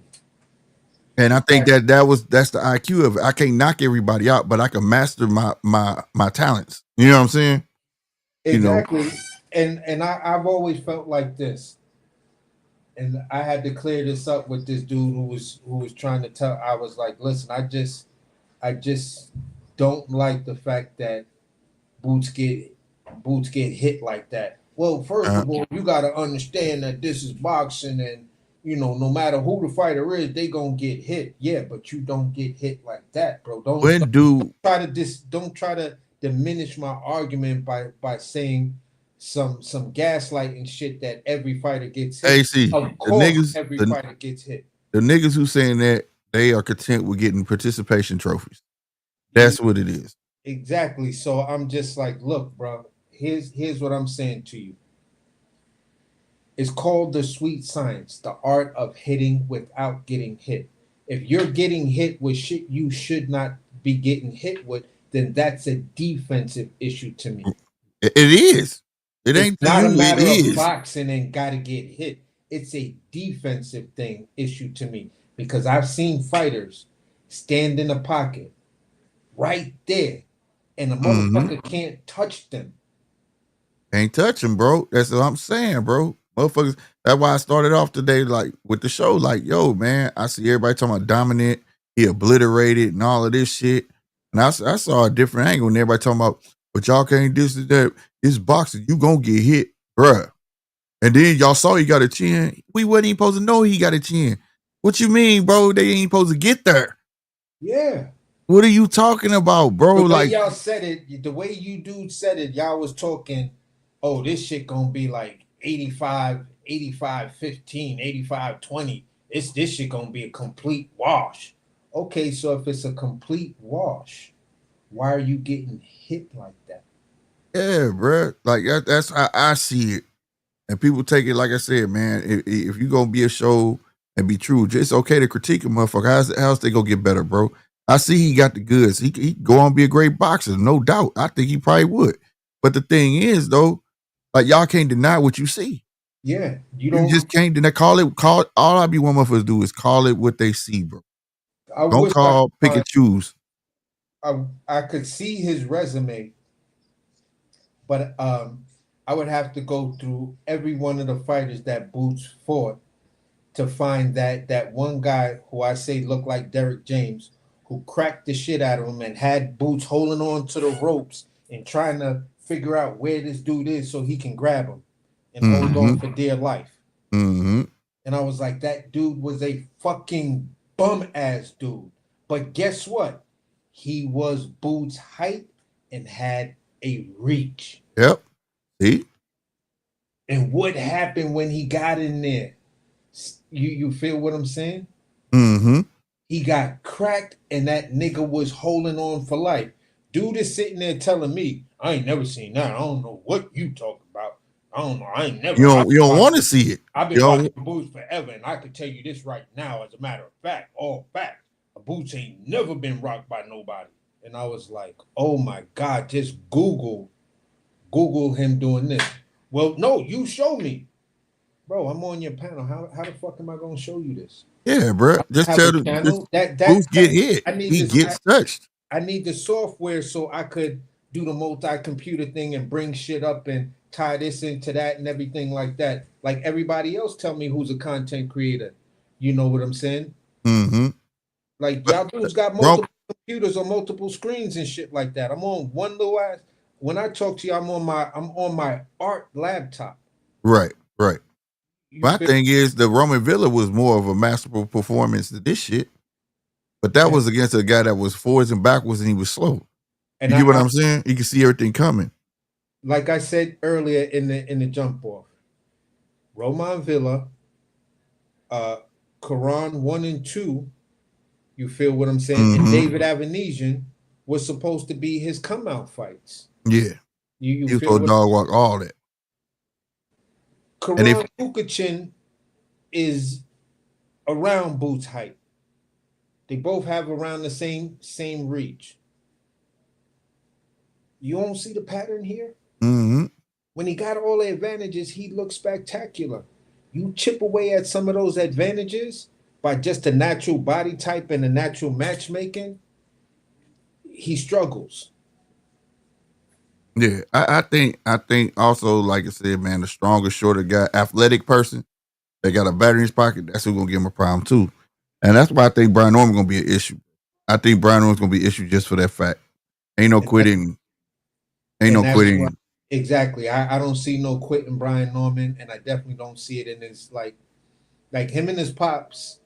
They seem like they have that synergy to where when they in the ring working out and training and shit, you feel what I'm saying? Dad is giving him all the little tricks and trades Mm-hmm. of the professional boxing scene. He's Right. telling him all the little intricate things. Now I'm not saying Bosie's not doing the same thing. You feel Mm-hmm. what I'm saying? But Bosie is taking on responsibilities. They have a gym. They have other fighters in that gym. His brothers or whatever could be taking those things over and shit like that. It's just more for me that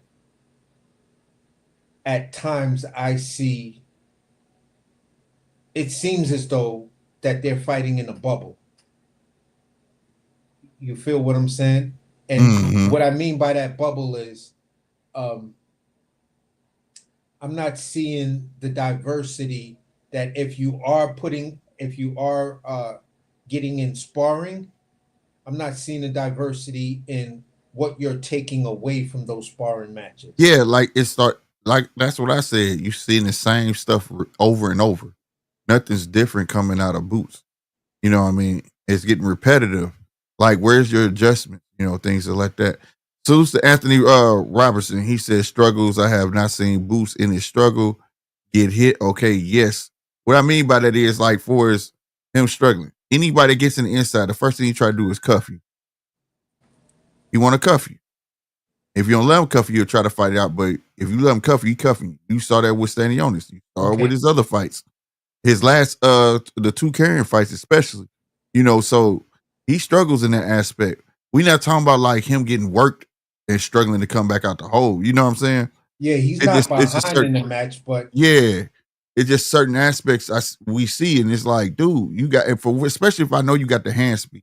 That's why I keep saying your jab should be key. You know what I'm saying?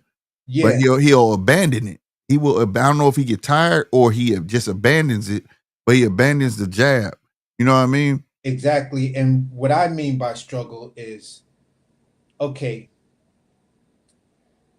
when you look at Shakur's last fight, right? Mm-hmm. You look at his last fight against uh, uh,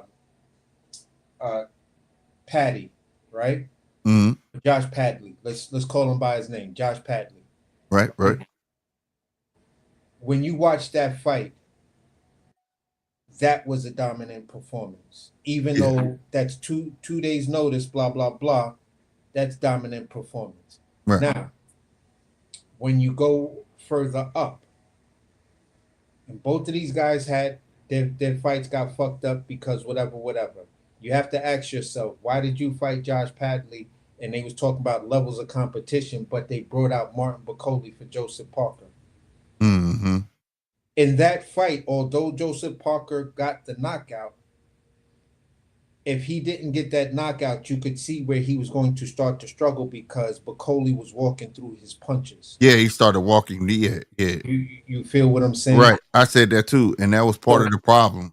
That was part of Bacoli's problem. He was getting a little too cocky with it. Exactly. So when it comes down to the level of competition, and that's why this is what I'm saying to you. And when you talk about the level of competition, right? Roman Villa, Karan the first one, and David Avanesian, all three of those fights were supposed to be your coming out fight. But people saw things in there. Like you couldn't cut off the ring with Karan. That's Right. a struggle. Right. That is a struggle, whether you want to admit it or not, as being a Boots fan. You get what I'm saying?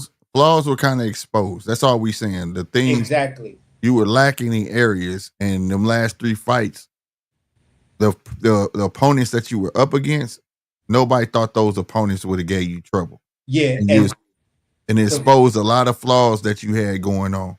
That's all we saying. We not hating Boots at all. Yeah. I don't never want nobody think we hating. Like I say, no, the fight wasn't as easy as was predicted it should have been. So if it's not as easy as it's predicted, in people gonna say you struggle. Right. Struggling is not a big thing. I could bench 250 pounds, but if I put 251 or 252, I might struggle a little bit with it, but I'm still gonna press that shit. Right. There's nothing wrong with the struggle. Here's the thing. Let me give Anthony Robertson a difference. Just a different perspective, right? All right, he said Boots is strong. He wrestles some. Okay, use your strength, right? All right. Bud, we know Bud background is what? Wrestling, right? And boxing. When Bud gets in the clinch and you try to clinch, if he's not clinching you and you try to clinch him, what does he do? He push you off. Back your ass up. He's not gonna let you. And then even if he do, he'll wrap you, let you go and push you off first. Create his own space.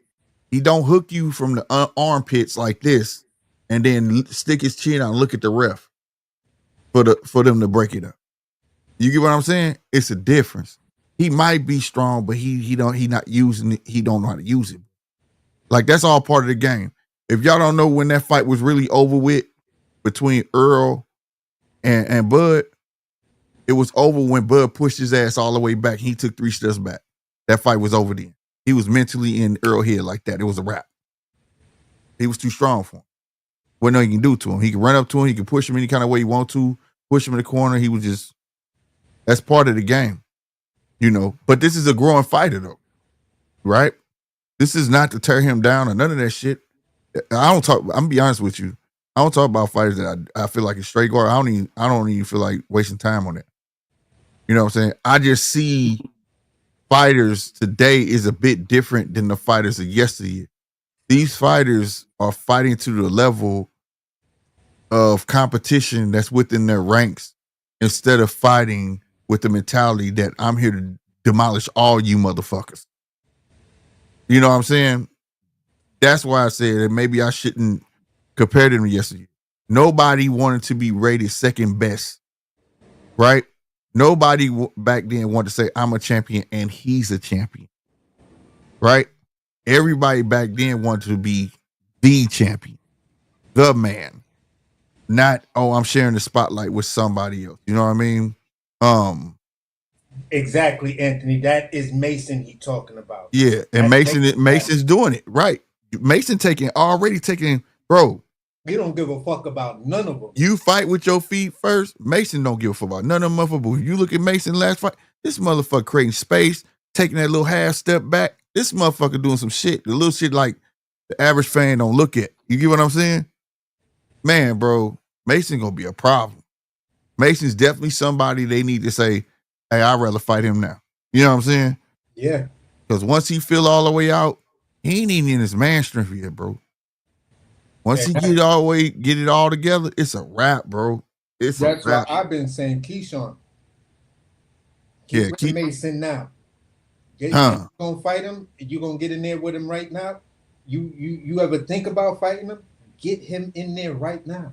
Yeah, Keisha gonna be a problem. No, we not rushing Mason. Mason, my dude, bro. I like everybody like, oh, how is he a prospect? He got such amount of fights and he just not becoming a contender because his father was moving him the right way, bro. Yeah, and I'm gonna say it like this, my guy. When you look at the fighter who's fast track versus the fighter from the mud, I'm always gonna go with the fighter from the mud. Right now, I believe when you look at their records, if I'm gonna make the statement and I'm gonna double back. If I'm wrong, I will correct it.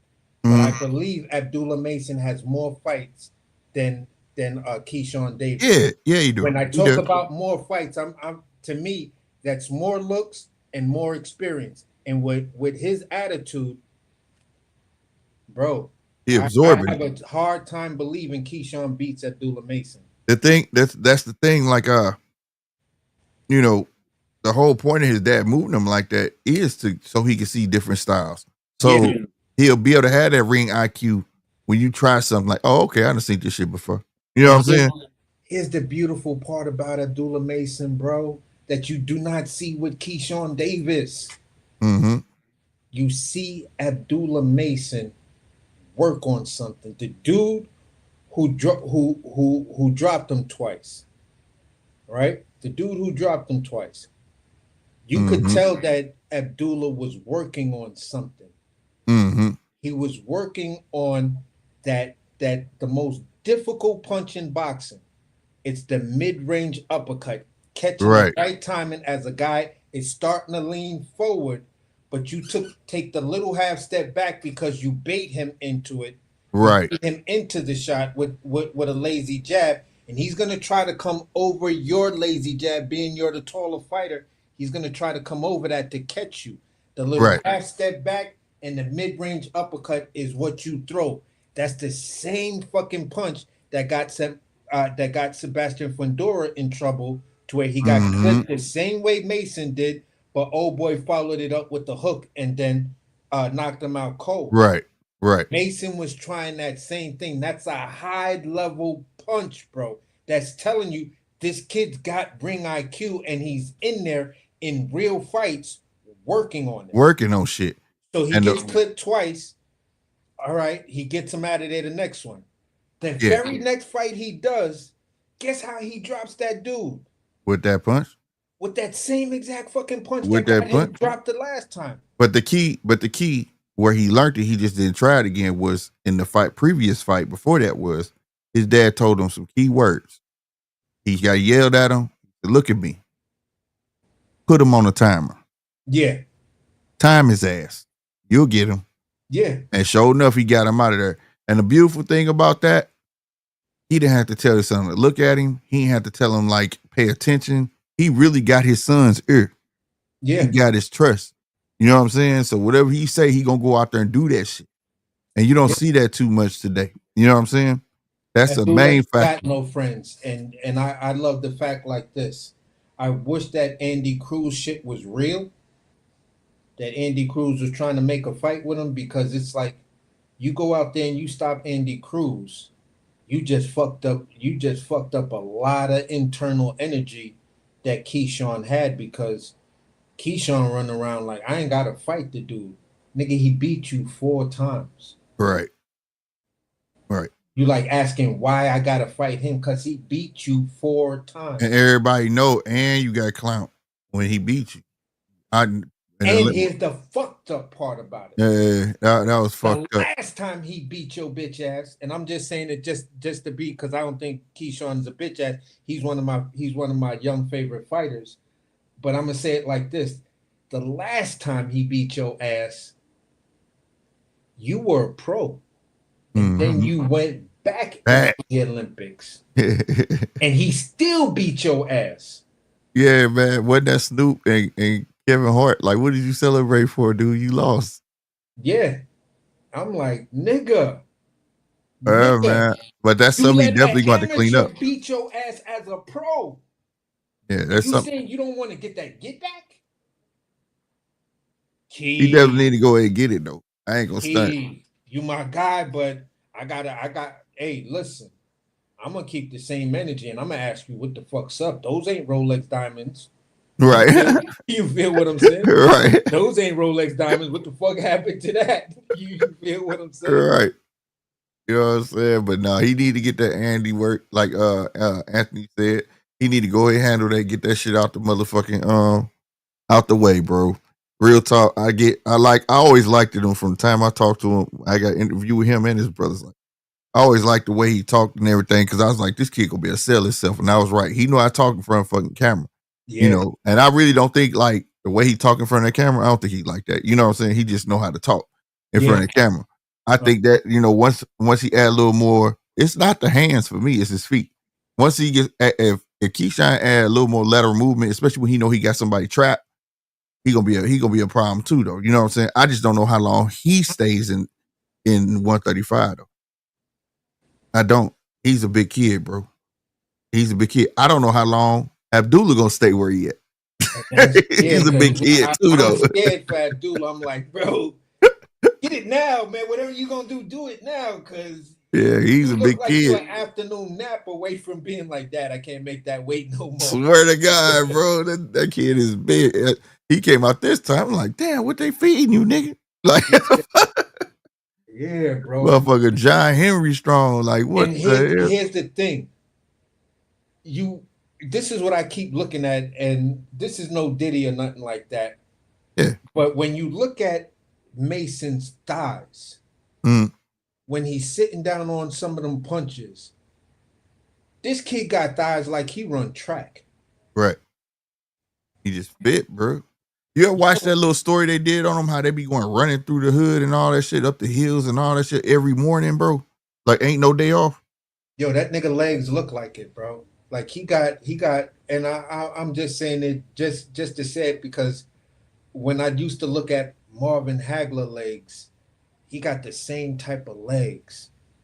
Yeah. You feel what I'm saying? Yeah. And I'm just like, it's an athlete, bro. Yeah, and then when I look at Keyshawn legs, Keyshawn, you got them Deontay Wilder legs, bro. Mm-hmm. Like your ankles and your calves. Right. Like itty bitty. All the same thing. I'm telling you, because that little epilogue they did, they wake up the same time, everybody cooking breakfast, and after they eat breakfast, they going to run, work out every day, no days off. I said, damn, he ain't gonna never get tired. You used to that type of life. That's the my uncle when he got out the motherfucking military, he was still getting up 6 a.m. doing calisthenics, as he called it. Yeah. I'm gonna tell you, my pops he wasn't a military man or nothing like that. You know, he was a predicate felon and shit like that. And by the time, you know, they told him, listen, one more strike, you ain't never gonna see daylight again. By the time he came home, and I think I was like 10, 11, and I went back to live with him. Mm-hmm. Every morning before the sun come up, me and this dude is doing push-ups and sit-ups to the original "Love Is the Message" song. The original shit. You feel what I'm saying? Mm-hmm. By Manhattan Transfer or whatever that was, and and a couple of other songs and shit like that. And I'm half asleep, and we on like the third or fourth set, and he just hopping around, just yeah, just damn. Come on, let's go. We got another set. Let's go. And I'm like, man, leave me alone. For real. And then we eating dates and bananas. Hell no. Yeah, I can't stand dates. Ugh. Dates, bananas. It's good in food though, but I can't just eat them. Yeah, dates, banana, and then a tall glass of water. Then I could go back to bed. I'm like, hell no. Man, listen. I used to hate that shit. My grandpa went on that shit though, but I swear to God, like my grandma would be out of town and shit. I'd be at my grandpa house. That nigga get up like clockwork, 5 a.m. every fucking day. I wake up about 9 o'clock. He used to tell me, you know, you should never let the sun beat you up, boy. What the hell wrong with you, man? It's too much shit you need to do in the day. Ain't enough light in the daytime. I was like, I was like, oh, okay. I used to ignore that shit, but as I got older, I'm like, this dude right. This dude right. Time goes so goddamn fast, swear to God, bro. Yeah, for sure. I just wanted to ask you this question though. You know about that StreamYard jump off that they doing now? Hey, hold on real quick. Salutes, Anthony, man. Appreciate you coming through, fam. Hey, Yeah, everybody, for make sure. sure y'all hit that subscribe button just like Anthony did, bro. Help the channel grow, man, and hit that like button. Everybody that's in here watch right now, smash that like button. What's up with streaming your AC? Yeah, basically, what they have been doing, or whatever, to a couple of people that I know. The show is 2 hours or less. They do free editing and all of those little shorts for you. Yeah. I had that's some of my shorts up. That's how I was doing them. Yep. And I be trying to do 2 hour shows. It just that shit. It just be going past the motherfuckers. Yeah, especially when it's a good cook. Cause I ain't gonna lie, the last couple of shows of some of the dudes that been trying to keep it like that, they Yeah. did run a little long because they were just really good cooks because Yeah. it's a lot of shit going on. But I wanted to ask you your opinion on the on two things, Okay. and both of them have to do with the basically the same fighter. Okay. The whole thing with O'Shaquie Foster Mm-hmm. and Shakur and Raymond Ford beefing. You feel what I'm saying? They Twitter war that they was going through and all of that. And O'Shaquie is telling Shakur like, bro, don't fucking duck me when I come up there because you can't run no more. You feel what I'm What? saying? Yeah, O'Shaquie going in on him like, yo, listen, you already know what time it is because at the end of the day, the belt I currently got, if I move up, I'm your automatic mandatory. Shakur, like, you starved. You know, I got bigger things to do. I got Zapata and Tank next. Who the fuck said that you got Zapata and Tank next? You out here begging Oscar for the Zapata fight, and your Twitter and all the shit you were saying about the Turk. You tweet to Oscar, yo, Oscar, get at me. We could make this Right. fight happen. Right. Right. Oscar's reply was, after all the shit you've been talking, I Uh-huh. was like, oh. I think the fight going. I think Zapata fight's happening. I think No, I think it's happening too because if I remember, it's mandated, Yeah, it's mandated, but and it's supposed to go to first bid. But and at the that's same, the but the Osheki thing though, if that's what Shakur was saying, see that's what I'm saying. These cats a little different, and I know I'm gonna come off sound like a hater, but that shit weak, bro. It's simple, bro. I'm not gonna go back and forth with you, but this they thing they do on Twitter, you know what I'm saying? Sometimes I don't know if they be for real about it, or is it just for fun, or it's to sell they sell. I don't know. But for it me, started with Raymond Ford. Raymond Ford calls out O'Shaquie, right? is that who he was calling a bitch? Yeah, Okay, yeah, I know about that. yeah. Yeah. So basically, O'Shaquie was saying, you know, if he couldn't get the Lamont Roach fight at 130, Mm, he was going up to challenge Shakur or chase Lamont Roach at 135. He's like, it's more smoke up there at 135. right. Old boy from 26 is like, nah, don't do that. Yo, ooh. And he's like, you like Shakur's son. Shut the fuck up. You feel what I'm saying? Yo, he kept on telling Raymond that, yo, I'm trying to fight your daddy. I'm trying to fuck up your daddy. I ain't trying to beat you up. It hit more if I beat up your daddy. You Damn. feel what I'm saying? So then Shakur chimes in, and that's when he says some shit about, yo, listen, just like you saying, you got bigger fish to fry, I got bigger fish to fry, so starve like you been starving and all of this other stuff. And I'm Yeah. like, Now, whoa. see for me, I'm not gonna say all that. Bring it. O'Shaquie hit him with the realest shit because some goofy dude tried to step in between, some fan dude tried to Mm-hmm. step in between boxers beat conversation. It's like, bro, they don't need your cheerleading. You Right, know right, what I'm saying? Let them two. This is juicy enough right here. right. So uh O'Shaquie tells him some shit like basically, listen, um, I'm trying to say it the right way. Mm. He was basically telling the dude like, look, man, you you out here, you out here, you painted yourself in a corner. You out here telling everybody people is ducking you, but yet and still here it is. I'm calling you right now, and you turning down the fight. I Mm. was like, ooh, touche. Because the narrative is, don't nobody want to fight me. Uh, they all ducking me. You feel what I'm saying? And here Oshaki is calling you out right now, and you turning down the fight. Justify that right there, Mr. Shakur Stevenson. Everybody ducking me. I'm looking at it now. That motherfucker said, fuck the minion. That fight was Boo Boo the other night. I'm trying to be his father. I Yeah. don't want the dollar store version. All these niggas are here tripping, bro. Word. They are here tripping. You right for said you say and do everything to avoid his ass whooping.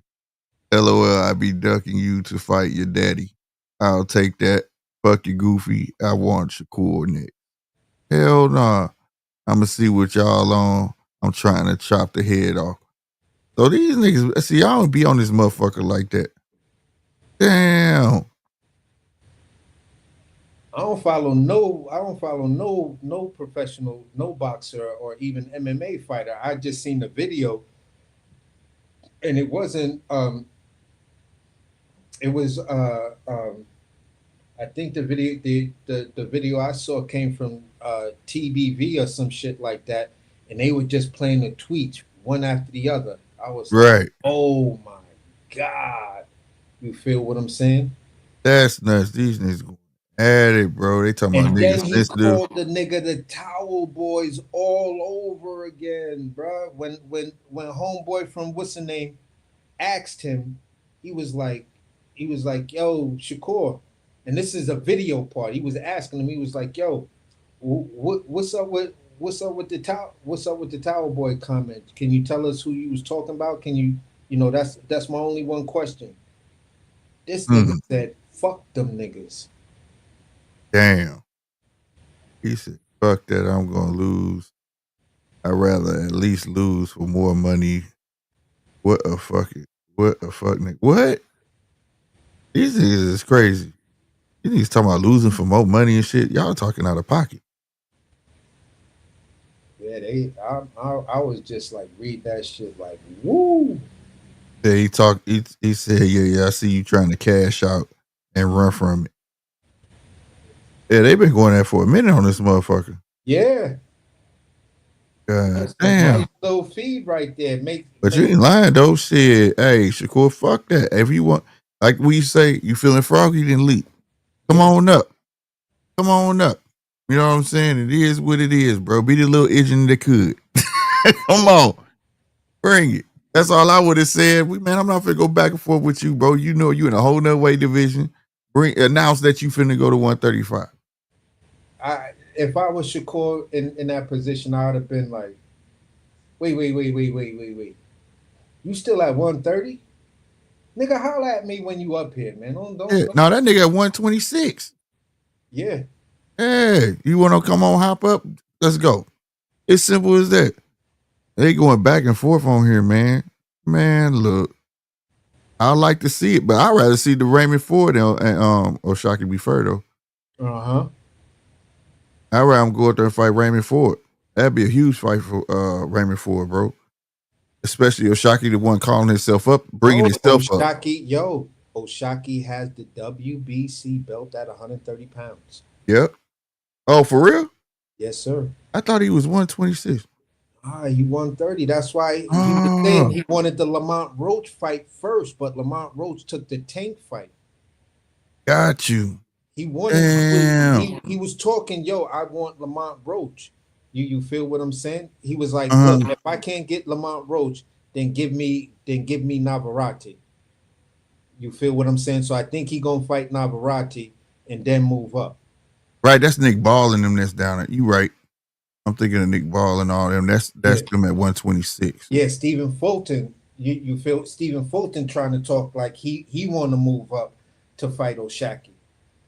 That's the dude, and that's probably why everybody thinking it's at 126 because they like, oh, Fulton and O'Shaki. Oh my God, that's gonna be. I'm like, I rather see Ford. They gonna squad. They gonna fight. Yeah, they gonna fight.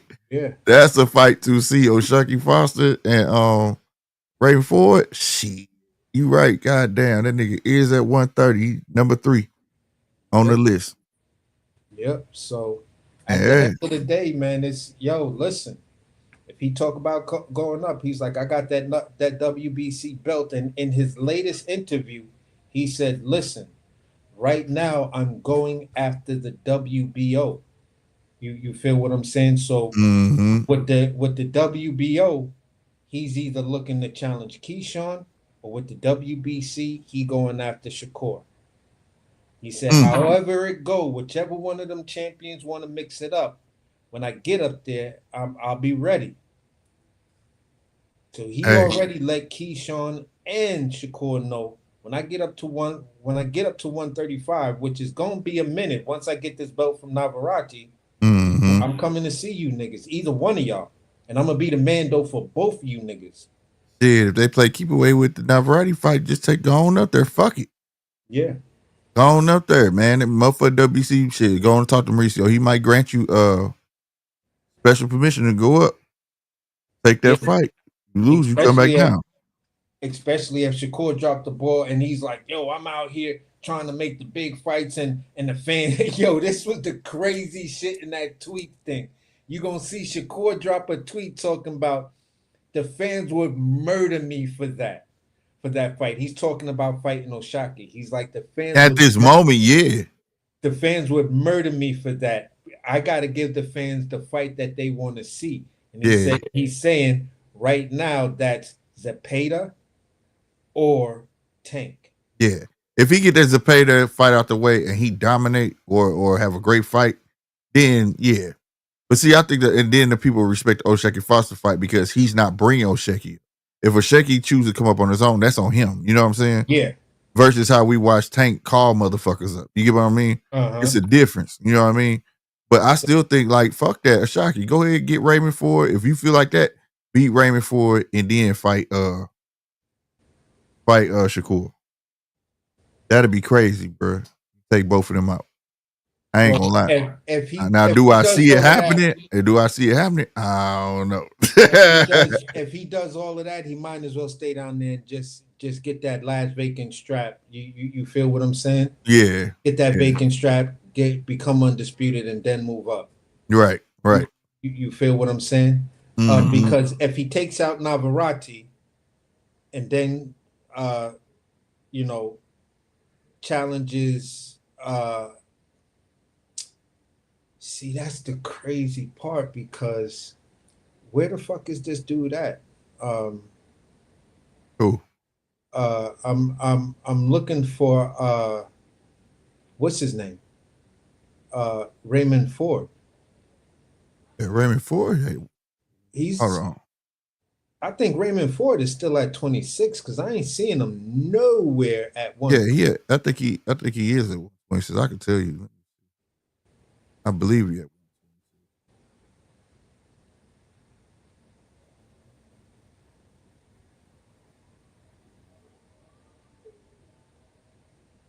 Because the last thing I remember, I think Raymond Ford lost. No. That nigga, he at 130. Because he lost to Nick Ball and he was supposed to move up. Remember? Yeah. And they asked him to stay. He fought Nick Ball because he was like, and remember afterwards he was like, I really wasn't supposed to fight this fight. Was like, oh shit, Nick Ball beat. But they used him to put his name up because after he was like, I wasn't even supposed to beat, stay here. You know what I'm saying? Okay. He was supposed to move up before the Nick Ball fight, but they presented the offer and he was like, this was some money I couldn't pass up. You know what I'm saying? Now I see him. He's ranked 5 in the IBF, 5 in the WBA, right? 130, 5, right? Yeah, 130. You feel what I'm saying? Yeah. And he's ranked, what was the last one? 8 in the WBO. Right. That's why I said if they bullshit with that never ready fight, shit. don't get that ready for it. You talking shit. Y'all right there. You know what I'm saying? If not, fuck it. I'm just saying, you talking a lot of shit. Make it happen, Captain. See, I mean, Make he it is, happen. and at least in his one sanctioning body, Raymond Ford is actually sitting at number 4. Right. You know, he's sitting at number 4. But yeah, Ray not in the top 10 though, for sure. He's not in the top 10 yet. But So he's you know. trying to. I guess Raymond Ford's trying to talk himself into skipping the line with the WBC. You know, Get placed getting in the top past, 10. yeah, and So he'd be valuable to get that fight. so he can get the Oshaki fight. But it's like, okay, if the man's telling you you're ranked number 4, right, to Oshaki, if he wants to go after Navarrete, and or the vacant IBF belt, you sitting at number 5.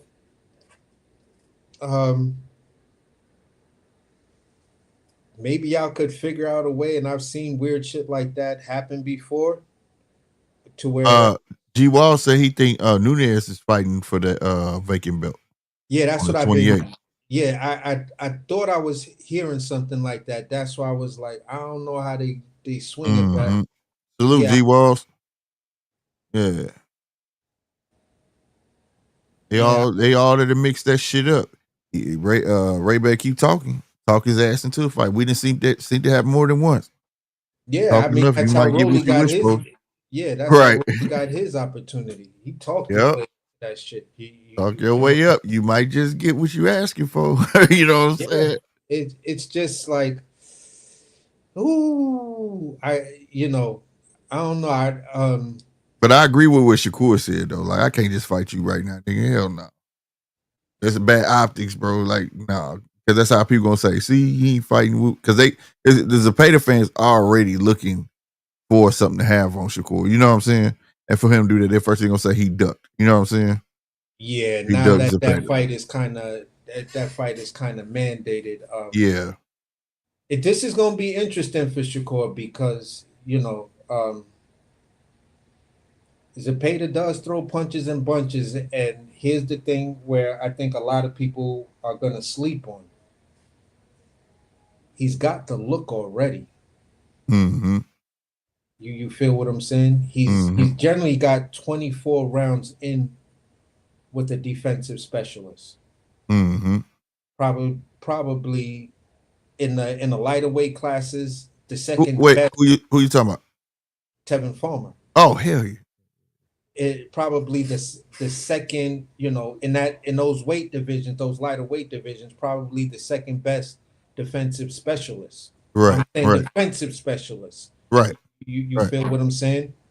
Because hands down, I'd find it hard to figure out somebody telling me between Tevin Farmer and Shakur, those are not your 2 best defensive specialists. Yeah, Tevin was a At a motherfucker. buck 35. You feel what I'm saying? Yeah, Tevin was a motherfucker. To me, he was a damn near the second coming of Sweet Pea, bro. That motherfucker was hard to hit. Yes, sir. Cockeyed motherfucker. That motherfucker was hard to hit, bro. I'm telling you, that cockeyed nigga fucked me up. I'm gonna shoot him. I'm like, nah. You ain't lying. That motherfucker slipping punches, bending at the waist, like, God damn, you can't hit this nigga. For real. And it's just like, regardless of his losses, you still want to see Tevin Farmer. Yeah. You feel what I'm saying? So Zapata has 24 solid rounds in with a defensive specialist. So it's going to be, and he's been dropped by a defensive specialist. So it's going to be hard pressed for Shakur to come with anything different unless you just going to break out the ultimate ring IQ on this nigga Zapata. Yeah. The one thing I can say is that Shakur, well, you know what? I can't even say that. I was gonna say I can feel like, Shakur getting his groove, he could walk Zapata down, but he gonna have to land some clean ass punches, make that shit happen. And I ain't seen that type of power yet at, you know what I'm saying? 135. With that level of competition, right at 35. You feel right. And you still talking about, even after you beating shit down Patty's legs, your hands were still fucked up. Yeah, his hands still fucked up. And the one thing don't nobody say nothing in Shakur defense, man, that was a guy he didn't train for neither. You didn't know how that cat was gonna come. Yeah, He, and you beat the shit out of him. I ain't yeah, got no problem with that. yeah. That's why I'm like, yo, I gave him his flack, and my only flack was that, you know, you did 9 rounds with the dude. He could have got him. And the thing is, bro, I did the same thing that night, bro. I said, here we go. Marveling at his work. He started grinning and shit. And he had that man dead to rights like 3 times in that fucking fight where He dude could have didn't want finished no him in more. a 6th round if he wanted. Yeah, he didn't want no more, bro. Dude literally folded over from a body shot and literally paused and he just looked at him. Like, Yeah. you know what I'm saying? I'm like, get his ass the fuck out of there, bro. Like, yeah, bro. And that's one of my things. I'm just waiting on this new crop of fighters that we got. And it's crazy because so many new fighters that's got their chance to make a name and get their recognition. Who's gonna be the one to flip the switch and be the most dominant motherfucker? That's who I want to see. Whether it's 147 on down, who is gonna be that motherfucker? Everybody gonna gravitate to. It's still not that guy. We don't have that guy. That guy is not there. You know what I'm saying? In my eyes, at least. Yeah. In my eyes, I see future probabilities like a Mason. You know, he already know I flip it on and off in the ring, but I still gotta see him up there with his peers. You know what I'm saying? Yeah. Keyshawn, I can see him. Shakur, he about to be the OG in a minute. Him and Tank. You get what I'm saying? Yeah. You know, and I'm still waiting on him. He went to 135. I want him to turn that shit on. You should have that mark where a motherfucker thinks twice about talking shit to you. You know what I'm saying? You know, it's just not.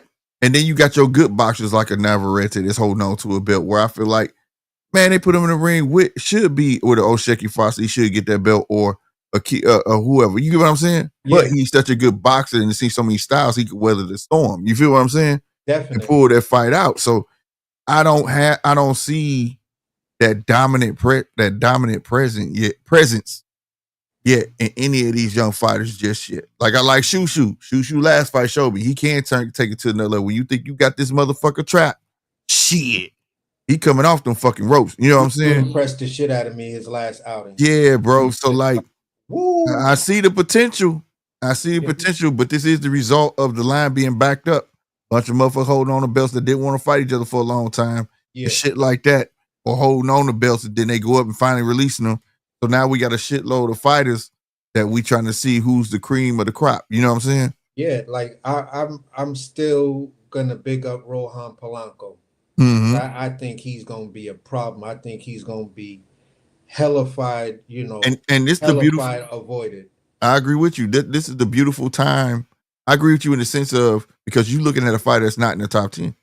You look, the top 10 is not established, bro. Yeah. They just the pretty names. Yeah. That everybody know right now. And sometimes it's hard to, like, for me, even though I like to look at the rankings, mm-hmm. I know some of these guys, like, you know, Blair Cobb is ranked number 12, right? Mm-hmm. Blair Cobb hasn't had a fight to be ranked number 12. Right. Top 15. But he went to the convention and got himself placed there. There you go. You feel what I'm saying? So and I ain't gonna lie, give that kid, man, look, he'll blur that shot that he won't.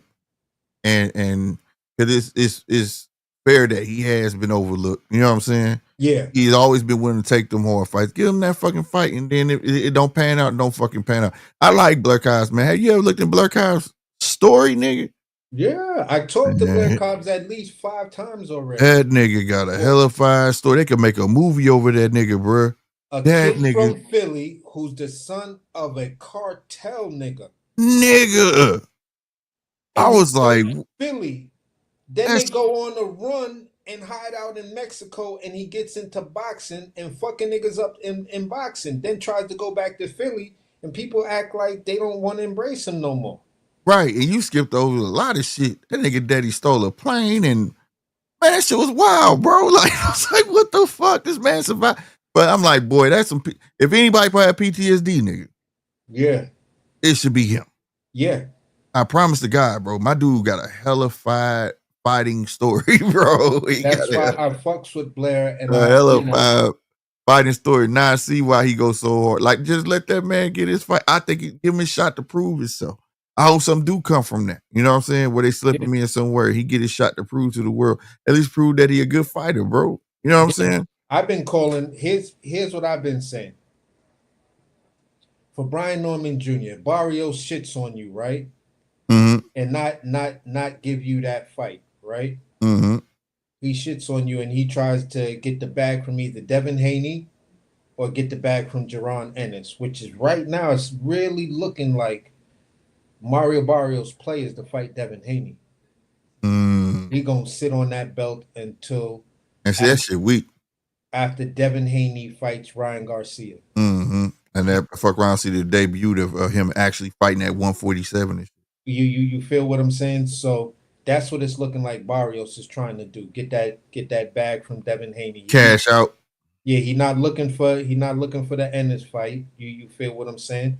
Because Mm-hmm. before that he turned it down. He said he getting ready to have a baby or whatever. But I'm thinking as soon as Ennis won that Stanionis Infinity Stone, he wants Mm-hmm. that Barrios Infinity Stone. Yeah, that's why I said I Then think he go to Barrios, bro. because then that gives him all the leverage over Brian Norman Jr. to try to give him whatever they want to give him and say we paying you all the money in the world you want and you still turning down the fight, blah blah blah blah blah. We just I, gonna move on. I think that's that. I think it's that, and also the I think I truly believe that they believe that Brian, because like I said, they got history, bro. Yeah, Nobody knows the true story behind that shit. And they got the same exact story. Ain't nobody got no differences. It's like it's the same exact story on the booth side. Look, and they only one really trying to scream that shit. So I really think they know at the least his athleticism is going to be an issue. I tell yeah, exactly. everybody when I find me a fighter that I think got the goods, I go all the way back into the amateurs. I fight. You can go on YouTube, all that shit on there, bro. Yeah, All that shit on there. And when I look at, go back and watch. If you haven't watched it, go look at Boots fight Gary Antoine I'm Russell gonna watch it. I'm gonna watch it and tonight. I tell still got a me, bunch of numbers I gotta go through. I'm telling you, go save it. And when you get a chance to watch it, you're gonna be like, damn. Brian Norman like to get to the inside. Brian Now, Norman get to the inside, he get busy. And that's what Antoine was doing to that nigga. He lost, Gary won that fight. whoa, okay, Yeah, you didn't know that? Yeah, he beat no, him. He beat him. So this is what I'm saying. So if these dudes shit on and try to freeze Brian Norman out, which Norman Sr. already knows because he's speaking on it, right? Mm-hmm. Go over to Japan. Take the Jin Sasaki fight. Mm-hmm. You beat Jin Sasaki. Guess what you'll have over Jaron Ennis? You feel what I'm saying? Mm-hmm. Your world ranking, International. Right. your world ranking will be higher than Jaron Ennis. Mm-hmm. You feel what I'm saying? He'll probably still be ranked number one in that division, and rightfully so. You could say that. You I feel what think, I'm saying? bro, I think something gonna materialize from it because Bob didn't want to allow him back there anyways to do that shit. If it didn't, Wow, that's him. crazy. They now moved Jaron Ennis to number one Oh yeah, they got him at number one. in the U.S. and in the world. That's crazy work right there. Oh, in the world? Yes, sir. I didn't see that. They moved Goddamn. out to number one. That's crazy work. I'm looking at his box rank. Mm. But I think that fight will happen. That if Boost don't happen, I think that's a Sasaki fight gonna happen. I said his name wrong, but you know what I'm talking about. Yeah. That fight gonna definitely happen. I don't see them let them come back there and read that shit for no reason. Bob got a good relationship with Mr. Honda and all them over there. You know what I'm saying? Yeah, Bob loving these Japanese fighters because Damn right. all of You those see another Japanese market. champs that I was talking about, all of those Mhm. Japanese champs that I'm talking about, guess where they all fight? Yeah, top rank, bro, and Mr. Honda. He was it Tekken and all them. He fuck with Tekken and Mr. Honda, all them, bro. You know what I'm saying? Yeah, definitely. So right now, Brian Norman Jr. is ranked number 3. You feel what I'm saying? Yeah. So, and that's in the globe. That's globally, and he's ranked number 3 in the US. You go over and you beat Jin Sasaki, you gonna move up to the number one position. I mean, not the number one, the number two position, right? You'll probably still be Mm-hmm. ranked number three in the US, but you'll be ranked number two globally. Then then you do the unthinkable. You do the absolute unthinkable. And you give Blair Cobb a call and you say, listen, bro, I'll fight you. Why not? That's what I'm saying. Fuck And it. you beat Blair Cobbs and you beat Jin Sasaki, you've now done something that Jerome Boots Ennis has ducked twice. And it's Yep. on public record. You And can then and then Google and it. then if we still don't fight you know who you go get and ice his ass?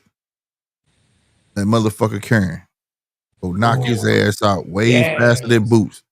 Get his ass out of her. Yes. Knock his ass out. Niggas like, damn, bro. I'm telling you, Yes. that So that if that will you can apply all the accomplish ultimate pressure. if you can accomplish all of that shit by February of next year, you feel what I'm saying? You can accomplish all of that shit by February of next year because I'm thinking like this. If Boots don't go after the Barrios fight, you know that dude is going up. Mm-hmm. That's just the way I'm looking at it, man. Mm-hmm. If you're not going after Barrios, you're moving up because nothing Right. else. I think right now with the energy and everything you have, you put that offer out there. It makes no sense of why Barrios would turn that down unless Barrios is stalling out for the Devin Haney fight. Right. So, bro, that's where I land that plane. You feel what I'm saying? And Mm-hmm. I'm just like, yeah, this 47 shit is gonna look real. It's gonna look real weird in about the next 90 days. The next 90 days, we just got to look at what rumor mills come out, and if the rumor mills is looking one way or tweets is looking another way and shit like that, then we know, Right. yeah, you're about to tribalize you and Brian Norman fight. So this way, it gives you the room to where people say, nah, he ain't Doug Brian Norman. He just like it ain't make no sense. Like, That's gonna be what everybody watching, man. That's gonna be the main story for a minute at least until yeah, this other story kick up some dust. Before I get out of here to put some in your brain, I'm trying to find my guy name real quick. Turkey already signed a heavyweight, and I believe his name is. Man, what is his name, bro? I know he signed him to an ambassador and signed him something Palamo or something like that. Did you see that? Hold on, man. I'm gonna find it. it's a heavyweight he signed named Palamo. Yep, heavyweight, bro. I'm finna find it real quick, bro. Where that shit go, bro? But and he signed I don't know the meaning of this ambassador shit, but he made Shushu an ambassador. Oh, that's crazy work because Bud is an ambassador and Inoue is an ambassador. Yep. So I don't know what that shit is about, but yep, Shushu the ambassador. Damn, where was I I mean, he looking at that likes shit at, Shushu. bro? He likes Shushu. Mm-hmm. You in a crazy position right now, Shushu. You just got to show up and show out on these next couple of fights. That's it. You feel what I'm saying? Maybe it was on motherfucking Twitter. I think that's where I saw it. And yeah, it was on fucking Twitter. Let me go. Cause I gotta look this kid up. When I get off here, I'm gonna look him up. But yeah, he definitely just signed him, man. Let me pull it up. Search Turkey LSG.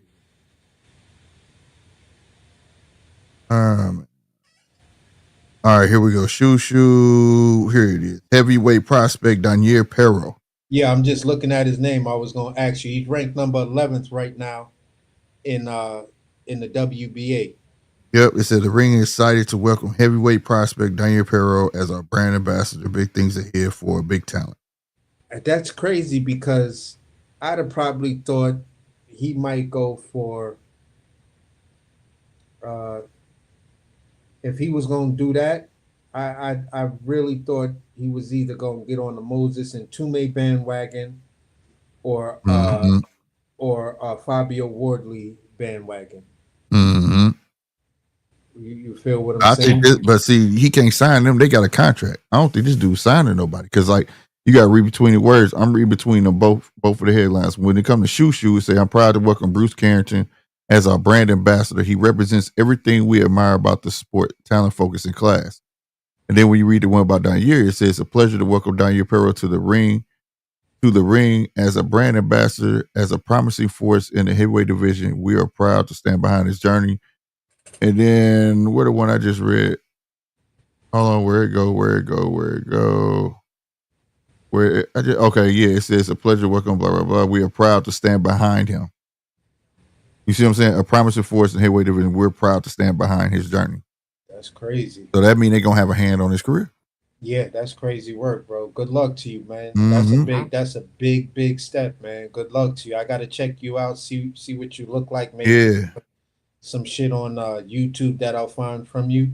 You feel what I'm saying? yeah. I'm definitely on YouTube, and that might be their first signing to that TKO shit. You know what I'm saying? Yeah, Without saying that's it what it early. sounded like. That's what it sounded like. So maybe him and Shushu will be the second uh uh promo type boxing matches that they'll put on to Right, big through up Top Rank. Right. to big up the TKO thing. It'll be under TKO, but it won't be the tournament with the tournament style of pay. You feel Mm-hmm. what I'm saying? Yeah, So yeah. Because they the still la- gonna have to work with other motherfuckers to get it off the yeah, ground. the last fighter that you heard of this dude something Scooby. Yeah. He had lost though. He had that big upset loss or whatever. But when I look at this dude fight, I'm like, yo, why this? Like the dude definitely got that Mike Tyson style. Right. You feel what I'm saying? Definitely a knockout puncher. The Yep. shit that tripped me out was I don't know why the media chose not to cover this, Mm. but he somehow knew that Schofield pulled out of the fight, that he was dropped out of that fight that Friday, even though they What? announced it that Monday or Tuesday. Scooby What? knew because Scooby dropped a tweet that Friday saying, "Yeah, if Norman is out, I'm in the gym, I'm on weight, I'm ready. Me Oh and my team wow. is ready to get on a plane and see and be out there. Just give us the call." Oh wow. Word to mother, my guy. That's something I gotta look into. I That's read some more I mystery read shit. the I read the tweet. That's I crazy. literally read the tweet because uh I I I saw a crash. I saw somebody, who has a reputation of crashing out in this day and age, right? Mm-hmm. But he brought up a really, really good point when he was like, why did they not let you know about this guy? Mm. Look at the tweet, look at the date. Yeah, I'm But definitely yet my they research on it. chose, but yet they chose Patty. Mm. And he was ready, just like Herrera was ready, and Herrera was there. Herrera was in Dubai. Yeah, they probably it was a tougher outing and for him not to be trained for him. You know what I'm saying? Okay, but then it begs But to ask still, this question. It begs to ask this question. Then why did they choose Bacoli for Joseph Parker? right. You feel what I'm saying? Yeah, They you could have ain't gave lying. Joseph Parker a lighter touch. Right. Fuck no. Gave him fucking Martin motherfucking Bacoli, bro. Right. You get my fucking monster, bro. For real. And he Look at you luckily got up always out a of that shit. monster. You ain't never lied. Damn, bro.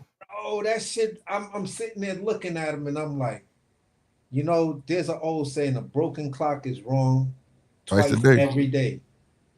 And this right here, bro, I can't deny you on this one. You hit a home run. That is a excellent question because the date is right there. If it wasn't that Friday, it was that Saturday morning. Mm-hmm. He knew before all of us knew, before it was announced. How the fuck did you know? And you told them people, I'll be out there. I'm ready to go. Me and my team is ready. Mm-hmm. Anthony Roberts said they think Turk wasted his career. No, Tank ain't waste Shakur's career. He's not signed Turk. Turk put on events, bro. Turk put on them events, and that's what the whole thing was. The money he promised him was for if it's on a Riyadh season card. If it ain't on a Riyadh season card, then you know what I'm saying? He not finna pay you all that fucking money. Yeah. It's just that It don't simple, benefit bro. him, bro. It don't benefit him, bro. Eddie kept it a bean. Now, just ask yourself this, and if you got paid a couple of $1 million to fight Patty over there on short notice, and you still got a couple of million for that, Right. and that's over there, why would you want to fight? Why would you want to fight Zepeda in the U.S. when more than likely that fight is going to go to purse bid because you're not going to meet what Shakur is going to demand? Mm-hmm. That's going to be the sticking point because he's like, yo, I'm going to consider myself the A side. I got the most accolades. This dude has never been champion, as far as I understand. Zepeda never been champion. No. The So, thing it was about Riyadh season card, and like you said, bro, the performance. Like, man, look, if you want me to give you that amount of money, you got to show me something. yeah. And he obviously didn't see nothing worthy of saying, "Hey, you gonna fight Zepeda, but later on this year, and I'm gonna put on a Riyadh card." You get what I'm saying? Obviously, it wasn't nothing that he saw that he thought was worthy. Now you have Why a not master fight like Bud offered you the tank fight on him and Canelo's card. The Zepeda fight does just as well on the same card. right. That's a fact. That's a fact. So it's just something he got to work out. But everybody think like Turkey signing these fighters. He's not. He just enlisted them for them fucking Riyadh shits. Now he got the ring cards. You know what I'm saying? They not signing. They still got their own promoters. You know what I mean? The promoters still got work for him. So he's still gonna get. He's still getting paid more than what he got paid at Top Rank. So in his book, he winning either way. He just want them big paydays. And I know what people looking at if Deontay Wilder get paid 20 million pop to lose. But the thing is, that was in the beginning of all the Riyadh cards. Though. He needed some mystery to the card. Would Deontay can come back type shit and knock a motherfucker out. You know what I'm saying? And those paydays everybody got on them cards, you ain't heard nobody get them type of paydays. Now they way bigger than what a regular promoter would give them, but not them type of motherfucking paydays. You get what I'm saying? Yeah. But at the end of the day, man, I'm gonna let you slide up out of here, man. This was a good cook for 2.5 hours, man. Great show, bro. Yes, sir, man. I appreciate you, bro. I really appreciate you. See you on the weekend in your next live, bro, because you know we like to chop it up. Yes, sir. Yes, sir. I should be back on Wednesday. All right, then. Great show, bro. Right on. All right, everybody, man. Let me run through this chat a bit because I've been looking at them, but we've been chopping it up here, so bear with me. G Wall said, I think Boots is going to sign a PBC on. They're going to make Barrios versus Boots later on in the year while Norman goes to Japan and fights over there. Probably could see Norman Jr. I can go with that because I really think two reasons. My own personal reason, I believe Norman is a little more athletic than Mario Barrios, right?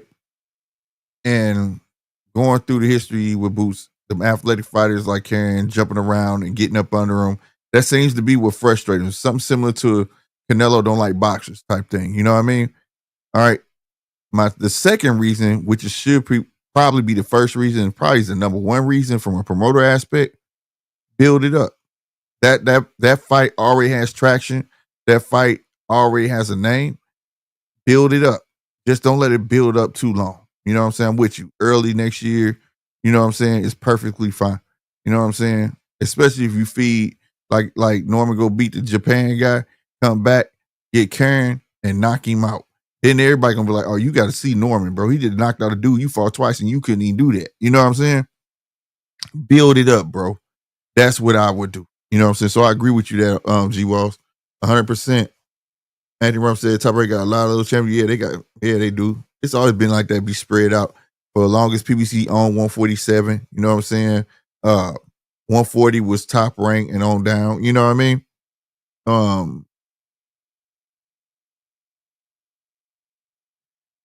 Anthony Roberts said, to be clear, the Saudi guy wasted the African contenders' careers. Some of them was already kind of dead, and Big Baby got some sort of resurgence out of it. You know what I'm saying? You know what I mean? I won't necessarily say that. And Deontay Wilder was at the tail end of his career and he got paid good money for them losses, bro. I ain't gonna stunt. So I would say wasted him. He just don't have okay, Shakur, everybody wait on that fight where it's like demanding. You know what I mean? You gotta think it from a business perspective. He's not controlling their careers. He's just gonna give them a shitload of money to perform on one of his cards he's doing for his country. You know what I'm saying? So I don't look at it like that because it's really up to Eddie to move his fighters in the correct manner. So I'm pretty sure. It's a big, massive payday. Eddie gonna say, "Look, we got this. This could build your legacy, or you can go take this payday." And it's up to him at that point. And if that's the case, it's really the fighter messing their legacy up. You know what I'm saying? At that point. Oh, 3 African champions. Oh, not American champions, African champions. What African champions, bro? Put me on. I might be a little talking about Buatsi in them. I'm not sure. I'm not sure, fam. Not sure, fam. Again, Shushu's 126. Yeah. Mario Barrios is my favorite fighter. I got him beating Boots Ennis. It can happen, and he'll get in a firefight with you, bro. If he can turn it into a firefight, he got a damn good chance. Anthony again said Don King is not dead. His champion is Blair Fleur. Cause AB didn't make it. AB almost didn't make it out the club. Salute to AB, man. I hate they doing my boy AB like that, bro. I do. I really do. It's a sad thing to watch, bro. AB probably be one of the people we talking about today in a positive light, not negative light, bro. You know what I'm saying? Real talk. G-Wall said Devin Haney fight in May for interim 147 WBC, which is weak because he's fighting at 144. Even though that is technically, you know what I'm saying? Well, but still, it's 1 pound over 143. Man, I don't know. I don't understand why they're not fighting at 147. I really don't. But I will be there, not there, but I will be here with you guys watching the fights, being thoroughly entertained. All right, man. Salute to everybody who participated in this poll. I got the results of the poll was 67% said great win, 33% says dominant performance. I'd like to get y'all interaction on that, man. Like I say, this is the judges table. This is the people's podcast. So I definitely got to get y'all input on things, because I come from a whole nother era watching boxing. So I may see it different than y'all. You know what I'm saying? This new young crop see things different. They move different. And I'm not one to judge the way they move. I ain't gonna lie, this is the judge table. I'm gonna critique you. I'm gonna critique you, you know what I'm saying? But at the end of the day, I just think it's a different movement, a different, as they say, vibe. Boxing. If that makes sense. If that makes sense, man. Having said that, y'all, hey, replays always is on live. We're Monday. Replays is on Tuesday. We back live Wednesday. Replay on Thursday. We live Friday and Saturday. We do the boxing watching party. All right. So y'all make sure y'all show up, show out. All right. Even if you hung out with me tonight, tomorrow when you see the replay, still slide in, hit the like button. You know what I'm saying? All that help us feed the algorithm. You know what I'm saying? Because we trying to be on top. You know, like I'm gonna keep saying it. This show should be number one. We should be trending every day, bro. Every day, man. I want to get back to the interviews. For anybody that's new watching, yes, I used to get all the interviews. You can go look at my catalog, bro. But the numbers got to get up there. The numbers got to get up there. We got to get back to that. All right. All right. We gonna make it happen. I know we gonna make it happen. All right. Whoa, hold on. Let me hold on. I'm not finna end it just yet. G Wall said they fighting at 147. They changed the contract today. The only thing I heard about a contract swap was Ben Whitaker. They was disputing, was the fight gonna be 10 rounds or 12 rounds? G Wall said they're fighting at 147. I'm definitely finna get on that. Salute to G Wall for that bit of news. Definitely, I meant to play the ding, ding, ding. Hold on. There we go. Breaking news looking ass. Yeah, man. G Walls said, right, hey, I gotta look it up, but he said, no, they fighting at 147. They changed the contract today. I'm definitely looking it up. Y'all look it up. We definitely gonna talk about that soon. All right, y'all. Now I'm finna head up out of here. Like I said, hit that like button if you in here, man. If all y'all over on YouTube watching me, hit the like button, bro. Don't be a hater, bro. And if you're new, hit that subscribe button. Like I say, salute to all. I think it was 10 subscribers from Saturday. Salute to y'all, man. Y'all the real winners. Salute to y'all, man. It ain't nothing but do because it's free. And I'm your boy Slick 50, man. I'm stuttering because I'm tired, and I'm finna get up out of here, y'all. All right, y'all be easy. Deuces.